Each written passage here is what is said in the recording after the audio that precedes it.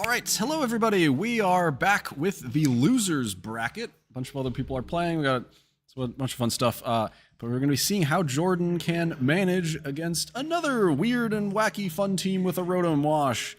As we dumpster dive into the losers bracket for a little bit. Let's not be so harsh. These are all still very good players. Yes, Some of them have just happened to win against others. I mean, someone has to lose, and it was Jordan in that last round. But half of everyone in round one loses. This is true. I think half of them are not very good. No, I don't know if that's what it means. Rockwell's No, running a pretty interesting team. It's double mega with Delphox and Dragalge. So obviously the double D core, we've all seen this. With Annihilape, obviously. With Mousehold Annihilate. Oh yeah, Mousehold is here. We don't want to go too far from the expected. We don't want to stuff. have too much fun. Let's calm things down a little bit. There's also a Rotom Wash and an Incineroar. And an Incineroar on Jordan's side as well. Yes. We just saw Jordan's team. It is the very solid Charizard Y Floette team. Combination with Basculegion with that choice scarf. This Dragalge has Focus Blast. Alongside the expected Sludge Bomb and Dragon Pulse. Probably not gonna. I mean, it hits Incineroar on the other side, so it's possible that we see Focus Blast. Well, whether we see likely. the animation is another deal entirely, because Focus Blast known for being 70% accurate. This is not Mega Raichu Y clicking that move, so it certainly can miss. It probably will miss. We'll find out. That's Focus Blast. That is Focus Blast. We'll see if Delphox is the option as well. We'll see how Mouseape also performs into this this team if it so does at all. Floette, it's a pretty big stopgap to that, and so we are going to be seeing Dragalge. So most likely not that Delphox on the lead, as the Incineroars will be exchanging Intimidates. It looks like Rockwell's is the one moving first, so likely has the faster Fake Out in this position. Imagine Dragalge is looking to Mega Evolve with Dragalgite. It's Dragalgite, actually. It's Dragalgite now. And you might think, oh, Jordan, isn't leading Incineroar pretty risky into a possible Mousehold Annihilate on the other side? But no. as you said, Floette, a pretty good stopgap to that, right? Even if Annihilate gets +1 in its attack. Hold this Moonblast. Yeah, Floette is still very threatening. Floette outspeeds Annihilate. This is not something like Choice Scarf Annihilate, so it doesn't have to worry about that. But anyway, we're not going to see that here. Floette electing to Mega Evolve immediately. Pretty expected. Charizard probably not going to be in the back in this particular game. Dragalge, does Dragalge follow suit, or does it elect to keep that poison point in case it gets faked out? Nope, no, is going to Mega Evolve. Dragalge needs that, would like that those additional stat points. And that luscious locks of algae hair thing. What? Gonna be Mega Evolving to protect, keep itself safe. As the Incineroar's Fake Out will be going towards that in protecting Floette, and the parting shot immediately into Dragalge. Dragalge is very slow, so Incineroar moving before it is not a tremendous shock here. So whatever Dragalge does go for, it will be doing so with -1 special attack. If it was a Sludge Bomb or a Focus Blast into that Incineroar, will not do anything into this Basculegion. So we will, to answer your question, we will see Focus Blast. Will we see the animation as the Not next? yet. Not yet. Focus Blast missed, but it was always going to miss into that Basculegion, who's now in a quite fine position here in front of threatening damage into Incineroar, and Dragalge also not the most potent offensively into this Basculegion. No, Dragalge now at -1 special attack is not going to be that threatening to the Floette either, especially if Floette elects to click Calm Mind on this turn and get up to +1 special defense and take even less damage from that Sludge Bomb from Dragalge. So Dragalge maybe wants to try to pivot out here. Doesn't have Flip Turn like some of the Dragalge you may have seen online, so will have to switch out manually if it elects to do that. But Wave Crash, actually, Dragalge staying in, Wave Crash going to come out, and Incineroar going to eat that Pasho Berry and survives the Wave Crash. It still does quite a bit of damage, though. It is adaptability Wave Crash from Basculegion, so still quite a lot of damage, and this Fallout Moonblast, surely enough to pick up that Incineroar. So, as we see, Jordan seeing, well, I've got a KO in front of me, you cannot protect, I will simply attack the thing that cannot protect. Sludge Bomb still doing a sizable chunk to that Floette, even at -1, and picks up the poison. That's pretty nice. If you are Rockwell, that's consistent chip damage. You're going to be softening this Floette up to a point where another Sludge Bomb plus another tick of poison might just get there on its own, and Basque Legion has now locked into a water move, which means Dragalge can kind of just ignore it, because it's really not going to do a whole lot to it. No, Dragalge, although its physical defense is less than its special defense, it is still quite bulky on the physical side, and will be able to shrug off those wave crashes for at least a few turns without too much issue. Rotom Wash going to come in here is also... No, it's not the Choice Scarf set. This is actually the Citrus Berry. It's also not going to care too much about Can also Basque Legion wave crash. Shrug those off pretty well. And yeah, I think the onus now is on Jordan to try to... Even though he's up a KO, he seems like he's in a slightly worse position.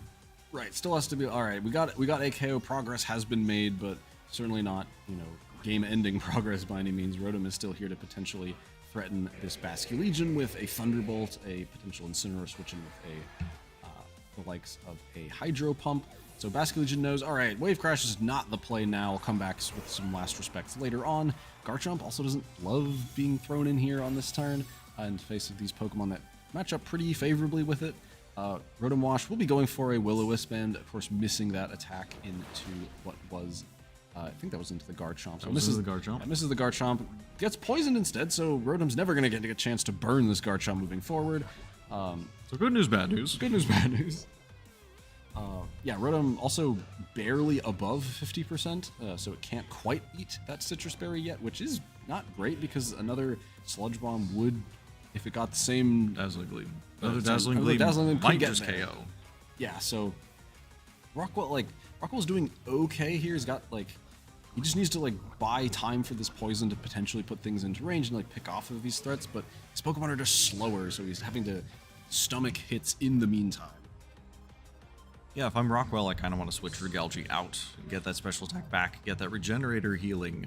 Yes. But I think that depends a lot on what Rockwell has in the back, right? Because if it's Delphox, which it probably isn't, but let's entertain for a second that it is, it doesn't want to come into Garchomp Floette, and it's actually the Mousehold coming in here. Okay. And Floette and Mousehold might be able to switch onto the field safely, but where do you go from here if you're Rockwell? Well, the first thing is you take a big stomping tantrum for nearly half of your health, because Garchomp is also carrying that Life Orb to chip away at it even more. The Moonblast, though, was the choice for Jordan, not wanting to go for a Dazzling Gleam to potentially miss that KO onto the Rotom, so Moonblast would have certainly gotten there, but thanks to that handy Protect, gets more poison damage, so Floette is, 2 turns away from just being KO'd to natural causes, so... we're still seeing Rockwell's kind of dancing around this issue. Garchomp is also lowering its HP as well. And now a lot is really resting on this Dragalge in the end game, maybe alongside this Rotom Wash's support and this Mousehold to essentially do the damage necessary. There's still, Rockwell still has the pieces to get things done, but really is going to be hard-pressed to keep them all safe during this time. Yeah, he's got to be really careful about how he manages his board position. Mousehold going to protect here because Rockwell realizes, okay, if Mousehold goes down, that means even if I get rid of these 2 Pokemon, Choice Scarf Basque Legion in the back comes in with Last Respects, and if I don't have a normal type Pokemon to redirect that Last Respects away, it will just KO Dragalge outright, and Dragalge switches into another special attack drop because Arceus forbid Dragalge actually gets to attack with its full power in this game. Arceus Dragalge never gets to have any fun. I'm curious to see how fast this Mousehold is, if it can potentially... I don't think Beat Up does 10% to Floette. There's no shot. I would not anticipate that, no. So, now Rockwell's kind of forced into making another pretty passive play of alright, do I switch Rotom into... switch Rotom in for Mousehold? Do I protect the Dragalge? That's pretty kind of the obvious play, which Jordan could pretty easily just, go for a Moonblast into that slot, and Rotom's not going to take that well either way. So it's a little bit of an awkward position where you also kind of need to keep Dragalge safe, because if you don't keep it safe, then a potential Earthquake or Stomping Tantrum could do a lot, combined with a Moonblast or Dazzling Gleam. So Rockwell's really still on the back foot, decides this is now the time to sacrifice the Mousehold to make sure Stomping Tantrum is kept away from Dragalge. Yeah, Stomping Tantrum going to pick up the Mousehold here. More Life Orb recoil for honorary use on the other side. Flo Hassan with the Moonblast doing That's a lot of damage. Mein Gott, lots of another damage into special the attack. basket. Another special attack drop. Ooh, Basculegion. Dragalge going for the Focus Blast, potentially fishing for that Incineroar switch in, which would have been very good. Still gets a KO thanks to the poison. Good job, Dragalge. You got there in the end, Dragalge. Yeah, if But Dragalge had gone Dragalge- for a Dragon Pulse into that Garchomp, that would have been really nice. That would have been a double knockout. That's Basculegion and Incineroar back onto the field. At this point, it's just it's like a Basculegion waiting room, right? Everything can Jordan just waits for all his Pokemon to get KO'd. Last And respects clicks picks last up respects everything. twice, and then that's what Basculegion can do sometimes, right? Mouse holds a great stopgap to that, and Incineroar is a great stopgap to that. Both of them are gone. Yes, they're not here anymore. And so, there's also, of course, a 100% full health Incineroar as well to be worked through. It's going to take a Hydro Pump or two to get that one gone. But Garchomp is also on its last legs. One more attack plus poison damage will be the end of it. I don't think it needs more than one attack, though, in Yeah, this instance. exactly, right? At this point, Garchomp has done so much work. It's taken a Sludge Bomb, and that's it. And it's down to the red because of just poison damage and Life Orb Chip and Poison Jab and his Life Orb Chip. And Rotom is going to be the one to protect in this case. As well as the Dragalge, maybe just saying, well, maybe if I get a double protect and Garchomp gets KO'd eventually, also stalls out this fake out pressure. So a reasonable play for Rockwell to make, but kind of to what end, right? Where do we go from here? Yeah, I'm not really seeing a path to win this second game if I'm Rockwell. Dragalge is just way too low to be able to... It's at 8%. A stiff breeze is going to knock it over, assuming it is a physical stiff breeze. It might be able to take a special stiff breeze No, I don't think because it's that- really specially bulky, but that's irrelevant because there aren't any more special attackers available on Jordan's side. Everything is physical. Dragalge's going to go for the double protect, not quite going to get it here. Garchomp going to go for the Stomping Tantrum, pick up the Dragalge, and Rotom is going to do its best here. Yeah, this Rotom not taking like 1 HP more of damage has just been really detrimental to Jordan's game, or to Rockwell's game plan rather, where And Hydro Pump is just going to Hydro miss. Pump, that might as well also miss. Like, why not? We've seen 2 Focus Blasts miss and a Hydro Pump miss. This parting shot into the Rotom. Yeah, Rockwell's like, all right, we know how this game goes. Fake out, last respect. Like, Yeah, no chance at this point, so going to throw in the towel there. So Mega Dragalge not quite up to par in that set, but you could see poisons you were could see the good. vision in that game, right? The Yeah. poisons I especially. think the poisons were pretty good. It put Jordan on a timer. He was able to play around that reasonably well. It's just Jordan was just doing so much damage. Rockwell was kind of missing the damage he needed. Of like, oh, if I got a Focus Blast here, that's a little bit more chip. That's another turn of damage I don't need to take. Like, there's ways where the plan Rockwell had, which probably wasn't, I will simply poison everything and wait out the clock. That doesn't seem like the most obvious game plan to go in when you don't have a guaranteed poisoning move. But he was able to sort of play with the roles that he was given, right? If you click Sludge Bomb enough times, you're going to get those poisons. 30% is a pretty reasonable likelihood. But yeah, everything was slower than Floette and Garchomp, and so it just felt kind of like a bit of a shooting gallery.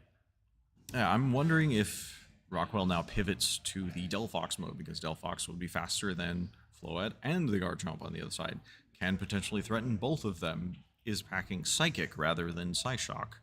Yeah, that's Meaning that it hits harder with its Psychic type attack into Garchomp at least. Psyshock would potentially be nice to match or ignore the Calm Mind boosts from Floette.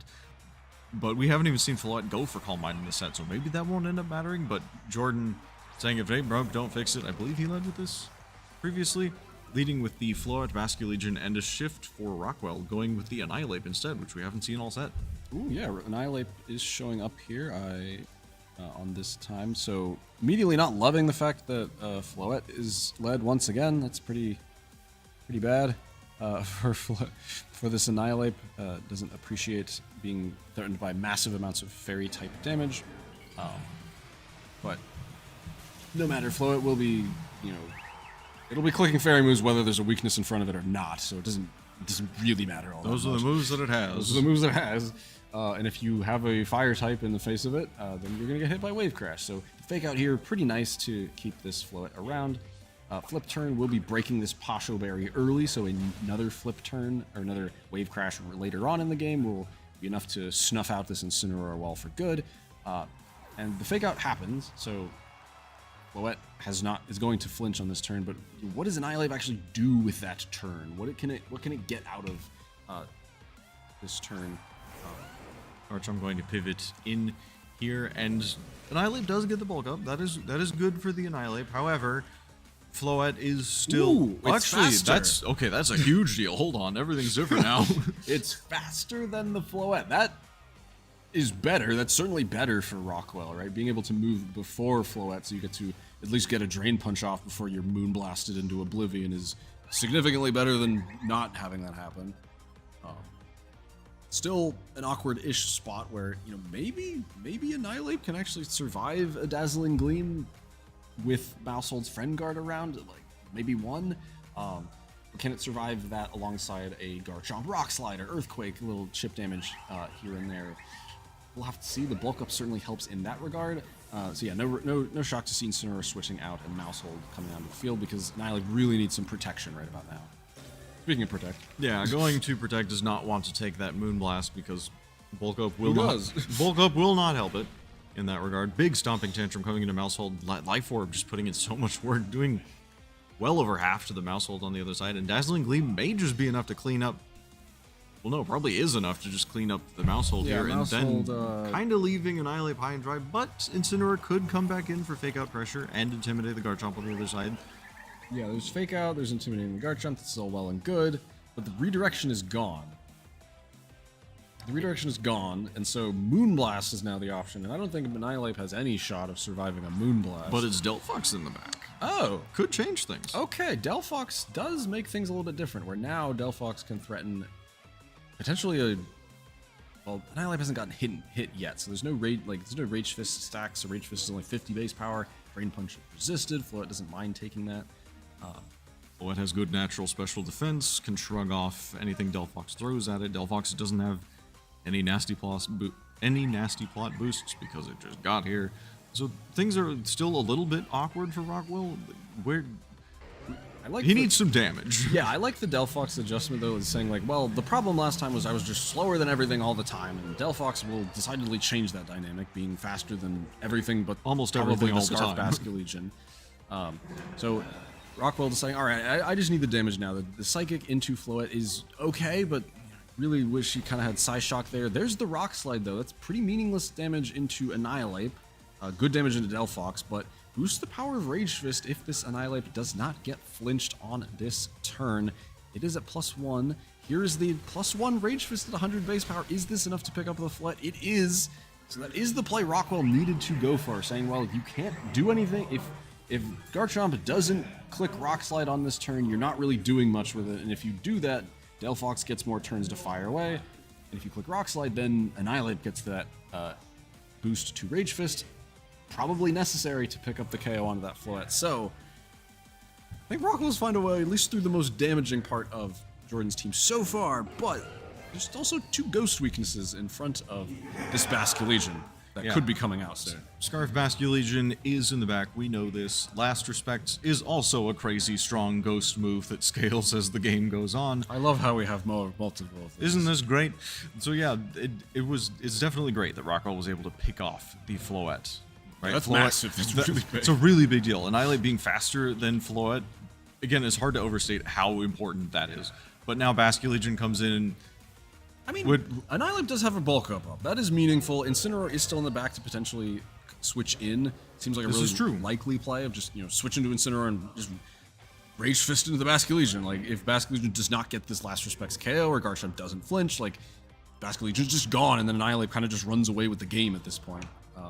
So I think it's kind of going to all hinge on, does Rock Slide flinch, and does this Last Respects potentially just get a critical hit, if that is what Rockwell elects to go for. Maybe you can see if there's maybe a little more reliable way, but, Mousehold is gone. His options are dwindling away pretty quickly. Ooh, but just a flip turn, so... Yeah, no switch, no protect, just Vascular Legion Scarf Flip turn going to KO the Delphox. Delphox gets to fire off a single Psychic in this game, and that's it. Vascular Legion leaving the field. Annihilate. Oh, for now, uncontested, but Incineroar's going back, and Annihilate is now going to get to +2 thanks to the power of Defiant and Intimidate coming together. And Garchomp going for Rock Slide, which is not going to do that much damage. Yeah. Rage Fist is now at 150 base power. If Annihilate gets to move, something's probably getting wiped from the board. Something is taking a lot of damage. Incineroar might be able to take that Rage Fist, but we're The never flinch gonna, is very meaningful. Yeah, we're never going to know what that Annihilate went for on this turn, but I don't know if it matters all that much. Like, at this point, you know, Basque Legion thinking, well, okay, my last respects is only 100 base power. I only have one fallen ally, and so probably not enough to get this Annihilate. Anyway, I'll come back and do this later. So let me flip turn into what will be a fire type in that slot, picks off the Delphox instead.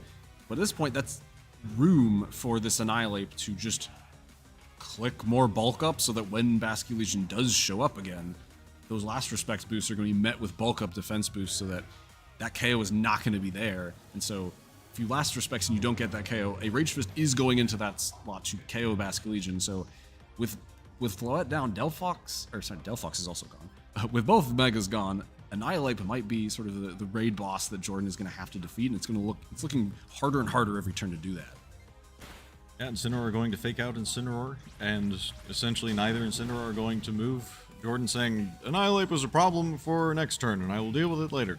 Let me bully the cat. Let me bully the cat. -1 Stomping Tantrum, doing a good amount of damage, and Annihilate saying, your only way through me is last respects in the back. So with another bulk up, I'm gonna keep sitting pretty. We should mention, there is a chance that this comes up. We should mention that Jordan's Incineroar has access to Darkest Lariat, which would ignore the defense boosts on the Annihilate. Yeah, better than Throat Chop here. Which could matter.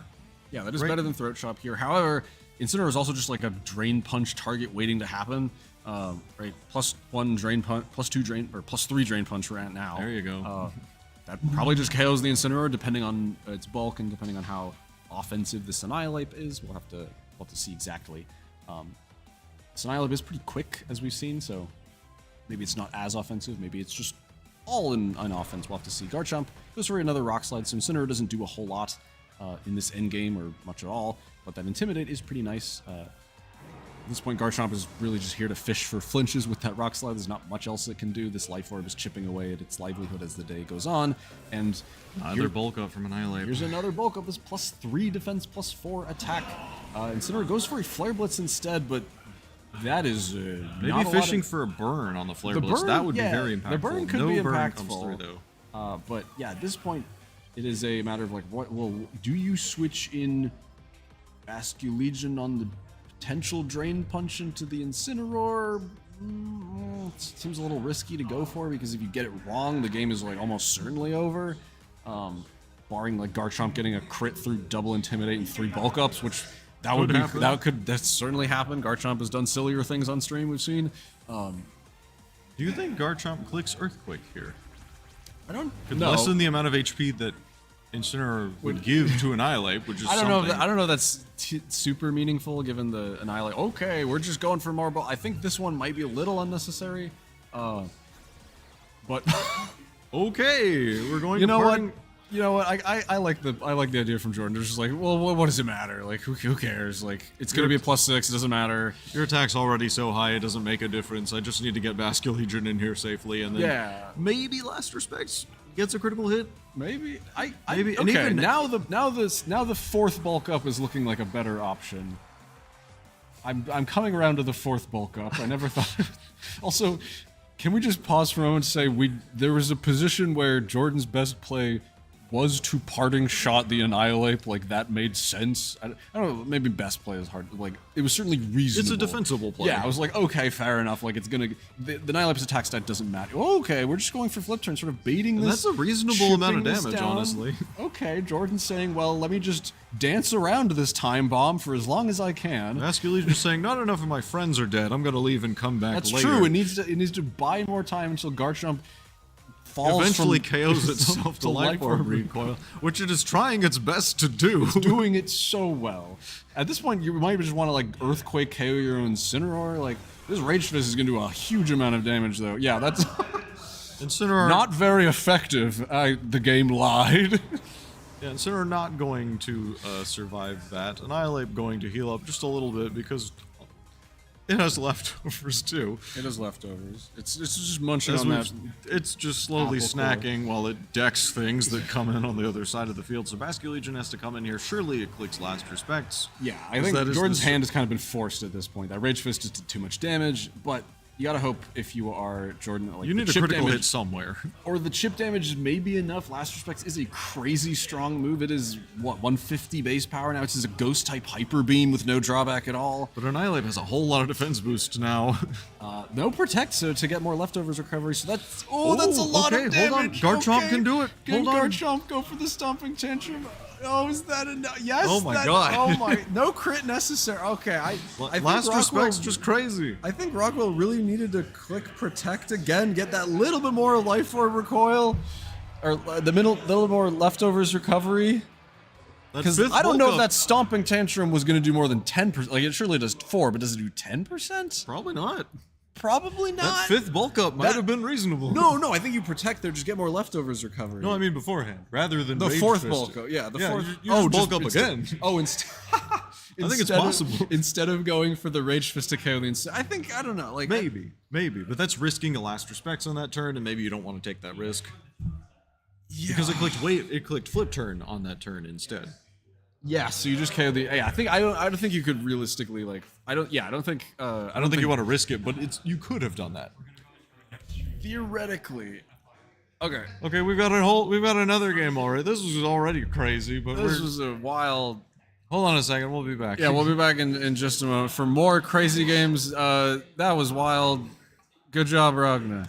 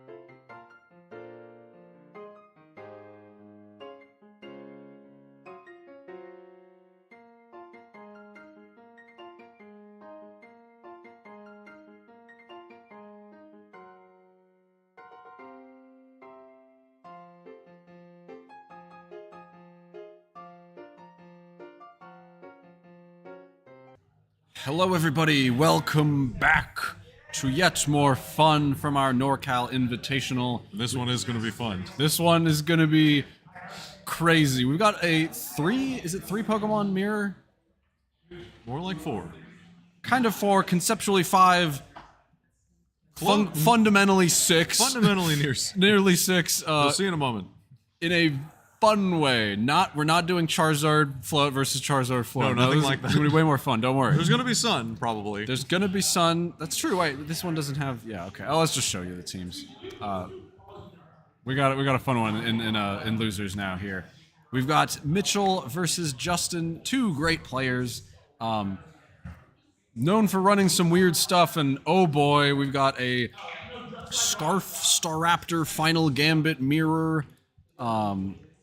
We've got, oh, that says Mega Kangaskhan. That's wrong. This is actually regular Kangaskhan. Oh, my mistake. Let me fix that real quick. Someone did this incorrectly. I thought it was Mega Kangaskhan. It's not no, Mega. it is actually, It's regular Kangaskhan. It is regular Silk Scarf It is Kangaskhan. yeah, it is the the Silk Fake Out Last Resort set. It's the Silk Scarf Fake Out Last Resort set. Not Mega Kangaskhan. Not Mega Kangaskhan. We will fix that. There's Mega Mawile. There's only 1 Mega on either of these. Well, no. Justin also has Mega Ampharos. If you had more random Pokemon with Focus Blast on their moveset, your bingo card. On your bingo card. Ampharos also has Focus Blast for some reason. You can hit Kangaskhan. You sure can. We still not seen the Focus Blast animation all day today. We haven't seen a Raichu Y, that's why. That's true, we have not. What we will be seeing instead is double Staraptor lead next to everyone's normal. This is just a normal lead, right? Yeah, Mitchell Staraptor's Intimidate does activate first. That's important to note. Scrappy, of course, is going to ignore that. And both of these Staraptor, important to note, are Choice Scarf. Neither of them are Mega. They are both Choice Scarf. They both have Final Gambit. And they are both probably trained exactly the same. It is very possible that they are both max speed. We cannot say for certain. They could also just... They can also... I think I actually kind of like Justin's position a little bit more. You don't need to Final Gambit. You can just, like, close combat the Kangaskhan. And...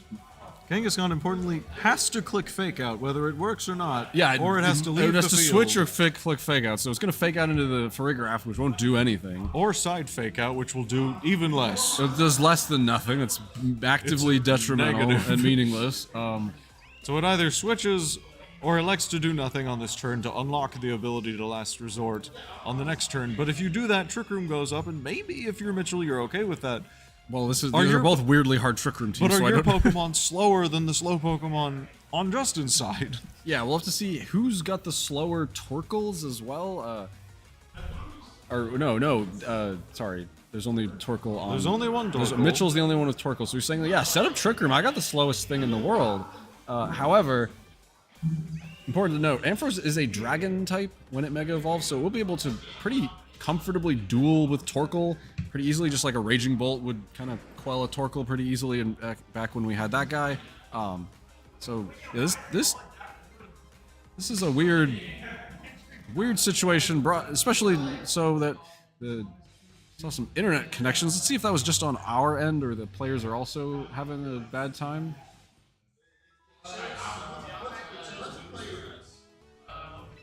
Huh. Looks like we are running into some connection issues. Yeah, We'll be back in just a moment. We might need to reset that. Hold on. Yeah, let's go back and let's fix some of these issues. We'll be right back.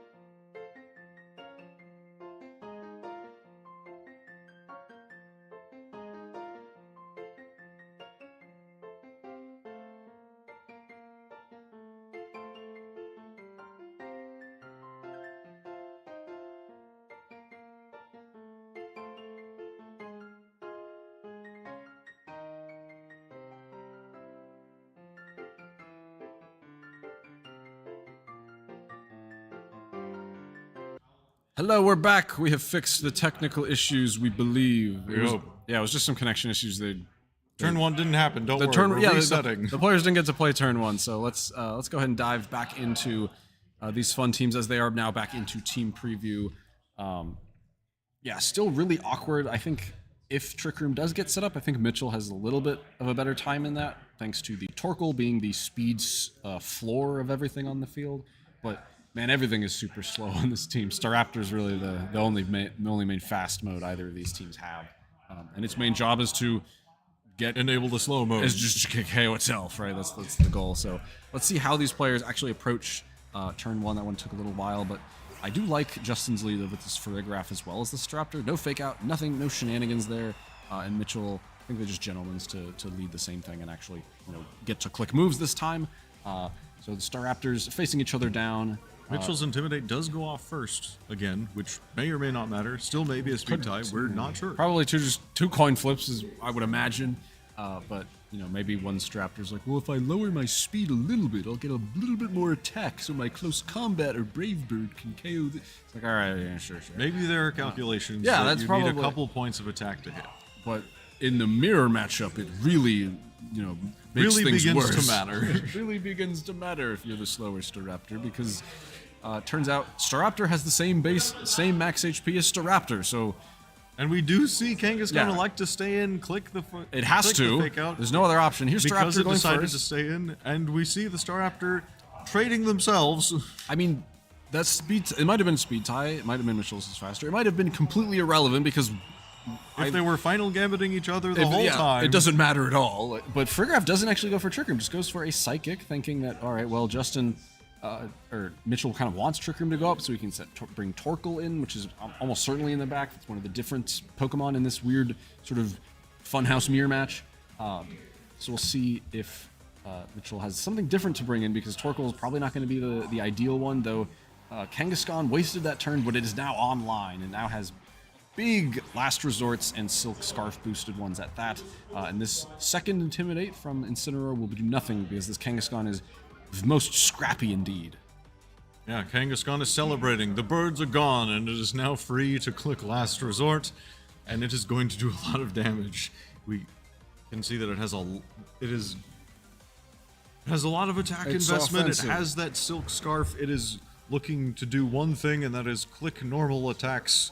Click that one do- attack. Click normal attack singular after it clicks fake out. It clicks Fake Out and then click. To enable- Kangaskhan has nothing else to do. It can only click Last Resort. Thankfully for it, that's all that it really wants to be doing, because it's aiming to do a whole lot of damage with that. And actually, no fake out. Well, actually, Armor Tail on both sides. Fake out would do nothing again. Here's Helping Hand. Here's Helping Hand. We're just slugging it out. Here's Kangaskhan Last Slug it. Resort. No Trick Helping- Room, just applause, and everyone's throwing attacks Does at this each KO other. Incineroar in one singular hit? It does. My so goodness. That's a lot of damage. Kangaskhan proving to be the better Fake Out Pokemon over Incineroar in this day. Kangaskhan actually Life Orb, not Silk Scarf, as the team sheet that we have says. So that, I don't know, that may matter. Judge. That's Anyway, a lot we'll of- continue. That's Ampharos a gonna. lot of damage. Ampharos. Wait, was that double edge? Why did it do so much? Why did it take so much recoil? Oh, Psychic. It got hit by Psychic. Yeah, before. That's it got right, hit by that's right, second, and that's then right. Life Orb recoil. Okay, Ampharos comes in here. Ampharos doesn't super want to be here. I mean, you could protect Trick Room. That's the option, right? To get away from the very obvious, well, I will simply click the same move again into the same slot again and get the same result again. But then Mitchell could click Trick Room on his own for a draft to prevent Trick Room from going up. And then, does Last Resort without the Helping Hand KO the Ampharos? Probably not. And if you don't, then you risk getting hit by a Thunderbolt or worse, Focus Blast. Or you can Helping Hand Last Resort the Farigiraf to ensure the Trick Room doesn't go up on this turn. That's also true. This Friggraff, neither Friggraff have Trick Room, so they. You mean Protect? Neither of them have Protect, right? Yes. No. Neither of them have Protect, so they are vulnerable to Something this is last- eating a Last Respect. Something's getting or, excuse absolutely me, Last Resort punched on by this turn. Kangaskhan. It is going to be Friggraff. Can it survive? Nope. That is a definitive no. The Giraffe is felled by the Kangaskhan is nuts. This is just a lot of damage. Life Orb Last Resort doing a lot of damage, but Thunderbolt from Mega Ampharos is enough to pick up Kangaskhan in return. So now, can Ampharos 2v1 this Farigiraf? And the Torkoal? It might be able to. There is honestly. a chance. Ampharos is like pretty solid in this position. Thunderbolts are going to be probably potentially 2-hit KOing most of these Pokemon. Farigiraf does have a Citrus Berry. Well, both Farigiraf had Citrus Berries, Yeah, actually, they but the both had one on Citrus- Justin's side never got a chance You to don't eat eat the it. Citrus Berry if you get one shot. That is true. But yeah, it is now on Ampharos's hairy shoulders. Lustrous mane. Lustrous mane to manage this. Torkoal will be protecting, potentially indicating Mitchell's going for a Trick Room, which seems like a pretty safe play. Here's the Thunderbolt, though, into Farigiraf. Does exactly 50%. Exactly. That's kind of time we've seen this that's today. The perfect amount of damage, because if you do just one more hit point with Thunderbolt the next time, that will be completely bypassing the Citrus Berry recovery, getting a 2-hit KO, and giving an easy KO to this Ampharos. Torkoal has no moves other than fire type attacks, and so it doesn't have an earth power to potentially hit this Ampharos for super effective damage. So Now's the matter of, what does Friggraff do? He just go for the Helping Hand to make maximal turns, maximal value out of this Trick Room, and the Sun turns as well that are, on a timer. Ampharos wants nothing to do with that, saying, well, I like Trick Room not being up. Let me just wait for it to go up, to expire. In a surprising twist of events, Ampharos would rather it not, Trick Room not to be up, and would prefer the normal dimensions to be in place. Not a typical thing for Mega Ampharos to desire, but that is the situation that we're in. So this is a weird game already. This is a weird game already. This whole set's gonna be weird. We have another game of this at the very least. So at least one. If Mitchell, I imagine Mitchell is probably just saying, well, I'm gonna click Helping Hand Eruption, and enough eruptions will get through this thing. I feel like that's all he really can do, right? Yeah, there's not a whole lot else to do. Like, there's no point clicking Heat Wave, Weather Ball is weaker, so he's just single target Helping Hand Eruption in the Sun. Ampharos does resist, so it does survive. Helping Hand is important, because otherwise it looks like it would be a 2-hit KO instead of a 3-hit KO instead of a 2-hit KO. Thunderbolt's a lot of damage in return, though. A whole lot of damage, though. Ampharos does a lot. Yeah, Torkoal does survive. That is pretty critical here. Looking a lot worse for wear, yeah, though, and definitely needs to rely on Weather Ball now, rather than the Eruption. Ampharos can protect again, stall out another turn of Sun and Trick Room. I can't tell how many turns. We don't know how many exactly are left. I think Ampharos may need a double protect, and it also may not matter. Ampharos could get the double protect, and then it's a mind game of, does Torkoal protect and then Friggraff just clicks Trick Room, or do you just go for the Thunderbolt KO? Like, if you get I think if Justin does get the double protect with Ampharos and then gets the Thunderbolt high roll KO, then maybe there's a chance. But I think this Weather Ball is still going to be doing just a little bit too much damage, and it is. So there's Ampharos down, and that is game one in the Funhouse Mirror match we've got here between Justin and Mitchell. Both deciding, yep, Mega Staraptor, cool, fun, but what if I just clicked Final Gambit instead? That sounds way more fun. Alongside some zany Trick Room shenanigans. Oh boy. Yeah, that's a fun game. I'm looking forward to seeing, hopefully not exactly the same thing again. Really, and we also shouldn't write off Farigiraff's offensive prowess at the end of that game, right? Twin Beam probably would have been enough to pick up. 24% probably, so we'll have to... At the end as well, so maybe it was kind of lost either way for Justin there, but still very close. Yeah, Twin Beam probably gets there. Like, the Eruption was just doing a little bit too much damage, because Torkoal is pretty strong. Helping Hand Eruption in the Sun, single target, that's going to do a lot of damage. Yeah, I mean, the fact that Ampharos took it and wasn't in the red is quite impressive in and of itself. I think if I am Justin, I'm really not convinced Incineroar is especially good here. Yeah, was just last resort fodder.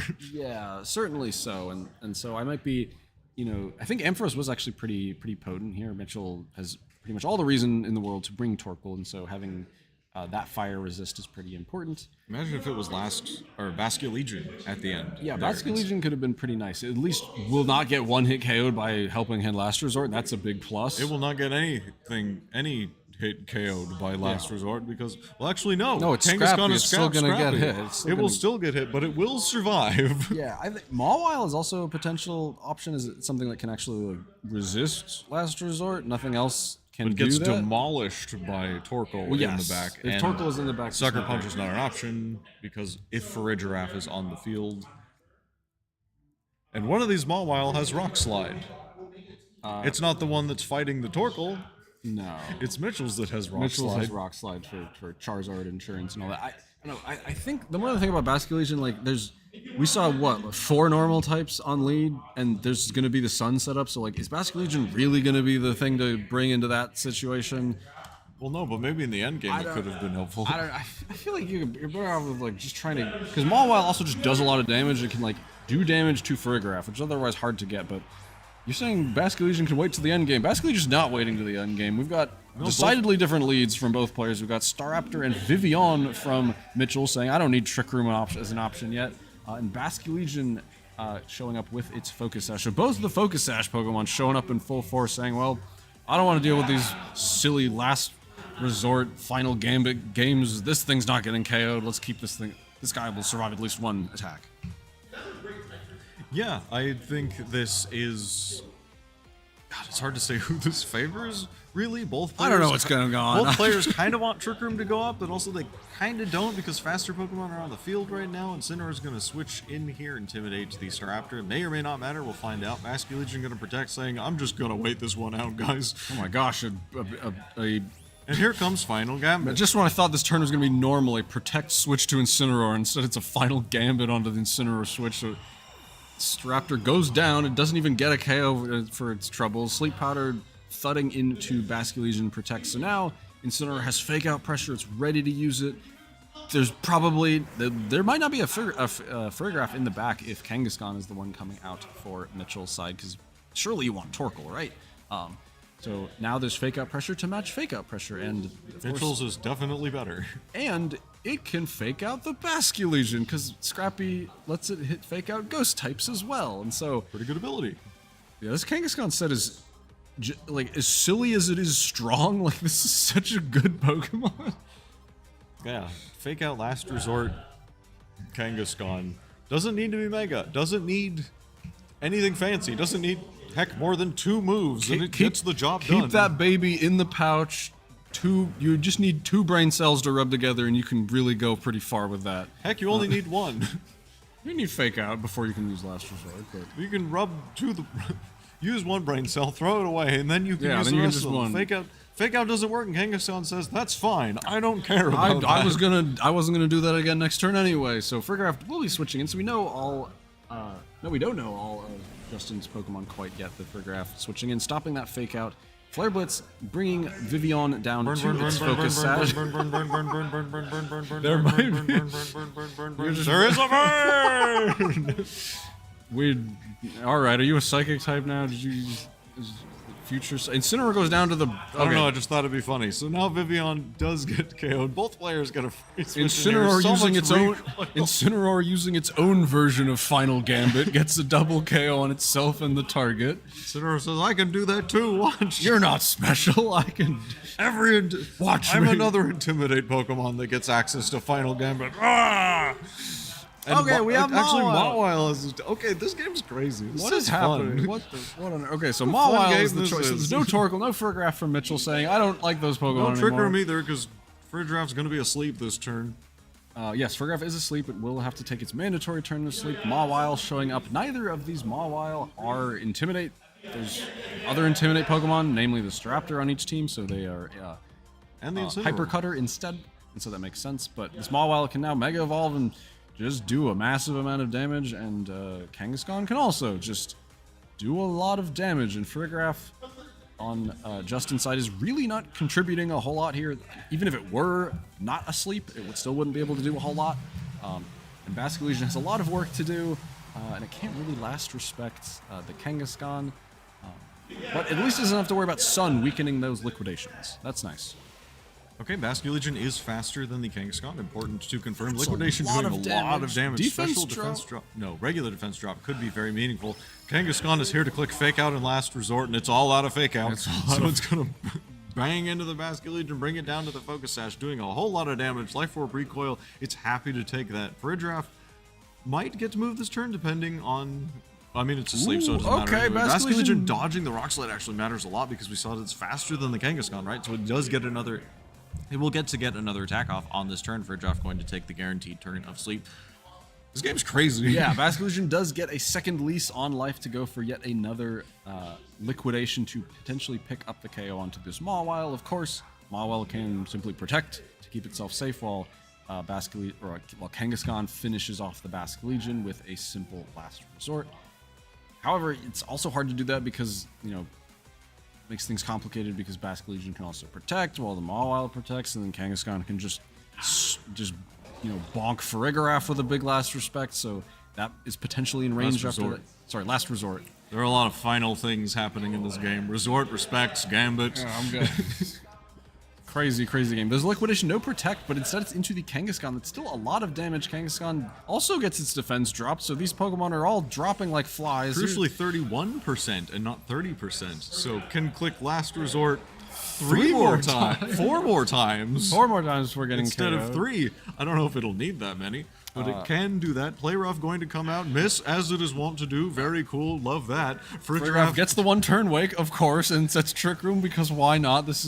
This game is just pure chaos incarnate. Everything that can go wrong, everything that could happen that turn did happen that turn, barring critical hits. This is important. Okay, Ampharos is in the back. All right, I was going to say if Mawile's in the back, then that's pretty good for Justin, right? Because you have a Pokemon that resists last resort, making sure I say the last move. Last resort. And critically, Justin's Mawile has Iron Head, so can threaten Mitchell's Mawile with meaningful damage, whereas Mitchell's Mawile doesn't have Iron Head. But because it's Ampharos, that all goes out the window and doesn't matter. Ampharos is going to Mega Evolve because Why not? There's no reason not to. Ampharos is naturally, Mega Ampharos is naturally slower than Mawile, so I would imagine this is trained to be as slow as possible, so it does get to go for a Thunderbolt before Mawile gets to attack, picking up that very critical KO because Mawile is kind of a delete button at this point. Same for this Kangaskhan, so this Psychic is enough to pick up that KO, and so that was the last two Pokemon. Justin cleans up the board with his trusty Mega Ampharos, his luscious locks, and oh boy. Let's do it again. All right, let's do it again. That was a fun roller coaster. Let's go on it again. Oh my goodness. I enjoyed that. This game. Well, That that didn't happen how I expected it to, but to be clear, None of this has happened exactly how we expected it to. that's certainly the case. I don't think either of these players probably thought all too much about the mirror matchup when they prepared this team, but No, I would not they expect certainly so. have thought about it a fair bit now. They haven't had a choice. They've been thrown into it like we have. That's true. They've had no options, just like we have. Mitchell decided, okay, Staraptor probably still does offer value here, but I'm going to not lead it exactly the same. I'm going to bring Vivian instead to help support, whereas Justin said, I don't think Staraptor's worth bringing, at least on lead, at least in game 2. I'm going to try something else. Ended up working out for him. Yeah, Basculegion, like, the liquidation damage was pretty meaningful. That was quite a lot into... That was a 2-hit KO into the Kangaskhan and the Mawile. It didn't even need the defense drops as the secondary effect. That was not necessary for those. It did over 50%. That's quite a lot. So if I am Mitchell, I'm probably thinking, okay, maybe I got a little cute with that one, trying to not bring Torkoal or Farigiraf and just kind of go out on the offense. It almost did work.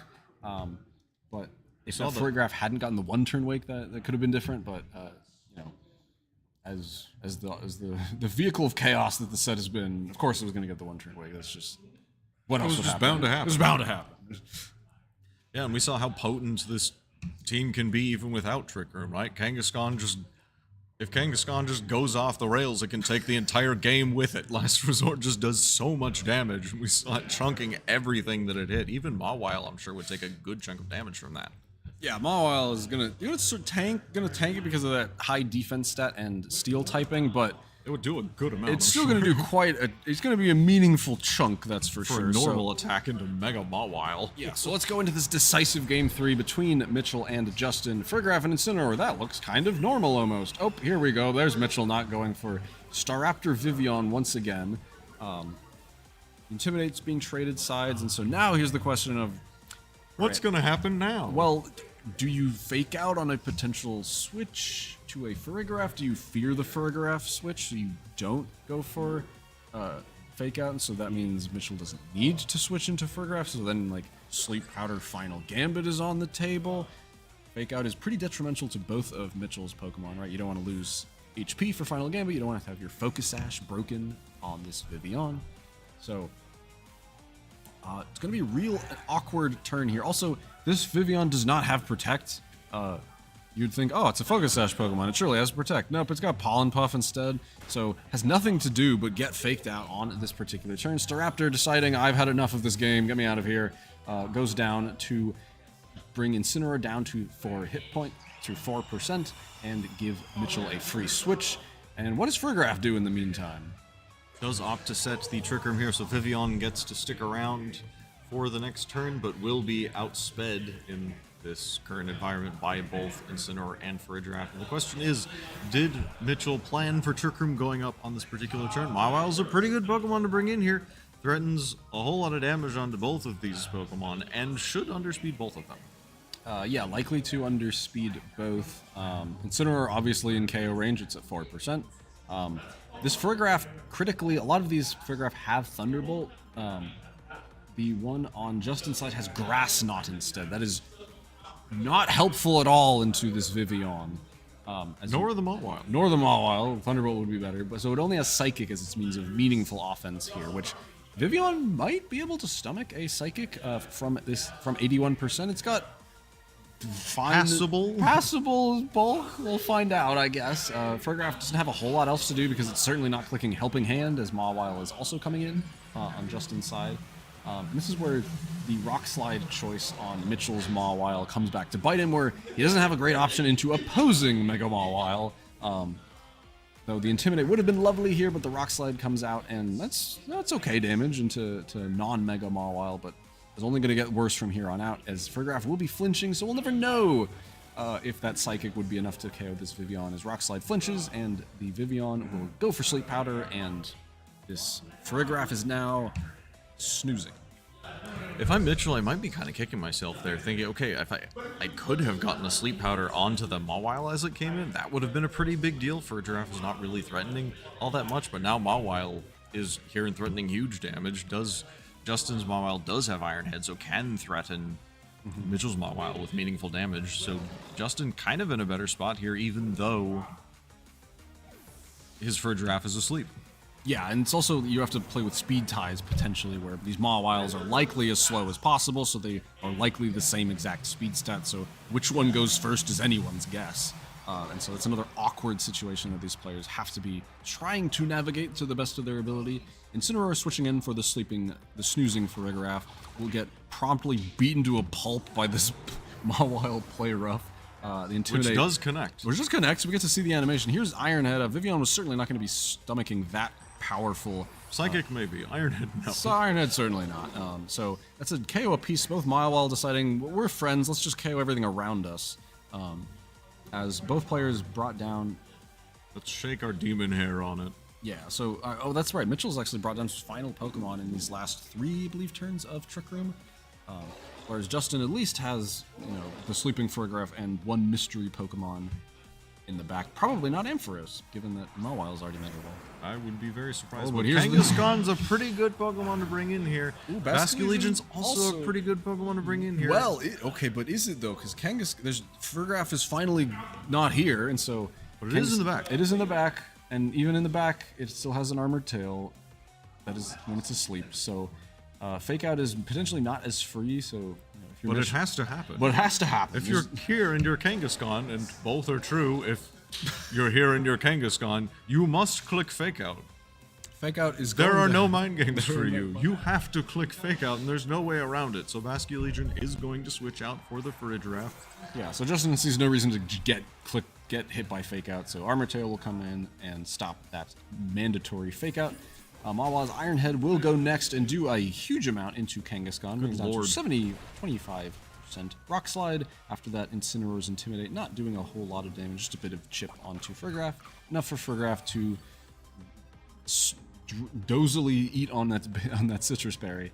Farigiraf sleepwalking to the refrigerator in the middle of the night to eat its citrus berry. Now up to a pretty comfortable 69% HP, can stomach another hit, and Mitchell realizes, yeah, there's not a whole lot I can do at this point. Trick Room is still up, Rock Slide is not doing that meaningful And Iron Head is just of going to damage, clean and up. Iron Head is doing so much damage and will KO the Kangaskhan, and Trick Room is still up for at least a couple more turns, so there's nothing he can do to stall that out.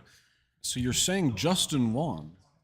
I'm saying Justin won, yes. His last name is W-O-N, so... yeah. Justin won! As his name would imply. And Mitchell didn't. Mitchell did...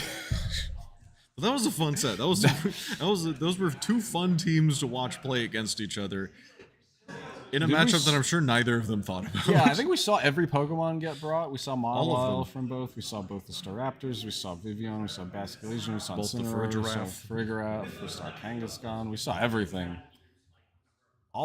every tool at each player's tool belt brought out in the exact wrong situation for what they were expecting.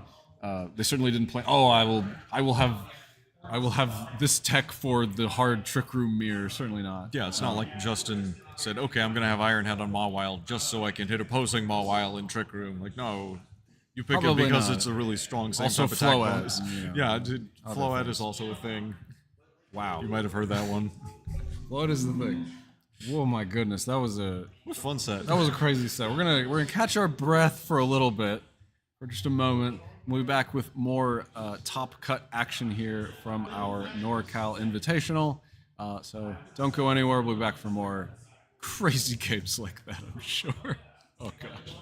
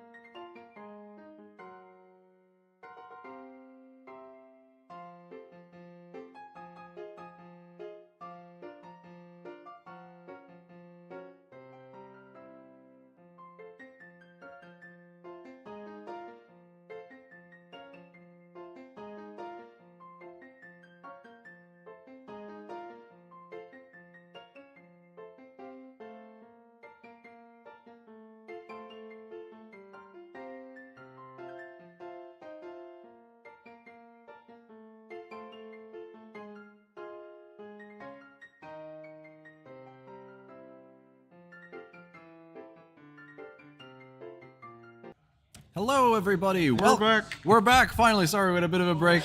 Getting really coordinated. We got a double elimination bracket, so things are a little funky as we navigate all these different matchups. Speaking of which, let's go into another matchup between these two great players, Behzad versus Sahen. We have not seen Sahen on stream so far. We've seen Behzad play expertly earlier on in the day. So yeah, looking forward to see some Mega Frost lessons and Scoville and others. We finally have a King Gambit. Yay. It is nice to have a lot of variety, though, right? We haven't seen Frostless all day. We haven't seen Scovillain all day. We haven't seen Blaziken all day. I feel like Garchomp's been on nearly every team. Garchomp is pretty good. We've seen Garchomp quite a bit, but this is... But I like Garchomp. Even the Basculegion is different. This is a Citrus Berry one rather than the Focus Sash one that we saw in the last round. This King Gambit is super dark. It is black glasses. Kowtow, Sucker Punch, Swords Dance.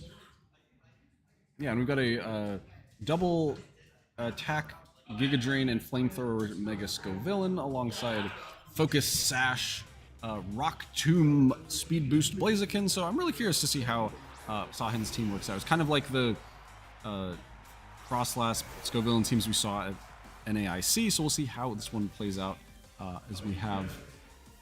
There's Grimmsnarl and Charizard leading off for Sahen, and Behzad electing to lead with that Garchomp and the Basculegion. Garchomp is... Hold on a second. We got the team. We have the names mixed up. Sahen is on the bottom. Let's fix that. Yeah, alright, we will fix that. Anyway, Grimmsnarl Charizard versus Basculegion and Garchomp. This Garchomp is running the Life Orb. Basculegion has the Citrus Berry, as mentioned. So Garchomp definitely exerting pressure here. Does have to be wary of Spirit Break from the Grimmsnarl on the other side. It is Expert Belt Spirit Break coming out from Grimmsnarl, so we'll do pretty meaningful damage to Garchomp on the other side, and that combined with the Life Orb recoil will chip it down rather quickly. But Grimmsnarl probably would rather set Reflect in this position, but doesn't have it. This Grimmsnarl is actually Spirit Break, Parting Shot, Low Kick, Light Screen, so if it does want to mitigate damage, it has to pick the slot it wants to mitigate. Yes, the slot for Behzad will be Garchomp not wanting to get hit by a big attack, Incineroar coming in departing to intimidate both of these physical attackers that Sahen has so gracefully given him. The Parting Shot as well, going to make sure that this Basculegion is really not enjoying the amount of damage it's able to put out on this particular turn, and Garchomp comes back out onto the field as Incineroar gets Stomping Tantrum for quite a lot of damage. Actually, that Life Orb, it means that even if the Intimidate, it's going to be doing quite a meaningful amount of damage. As the Wave Crash from Basculegion follows up into that Garchomp. After those Parting Shots and Intimidates, doesn't do all that much, but... still 40%. Still 40%, but, you know, Wave Crash... Oh, wow, hold on. Okay, Let's figure out what happened there. We need to figure out if that was an accident. We'll be right back to figure out what happened with that. Hold on a minute.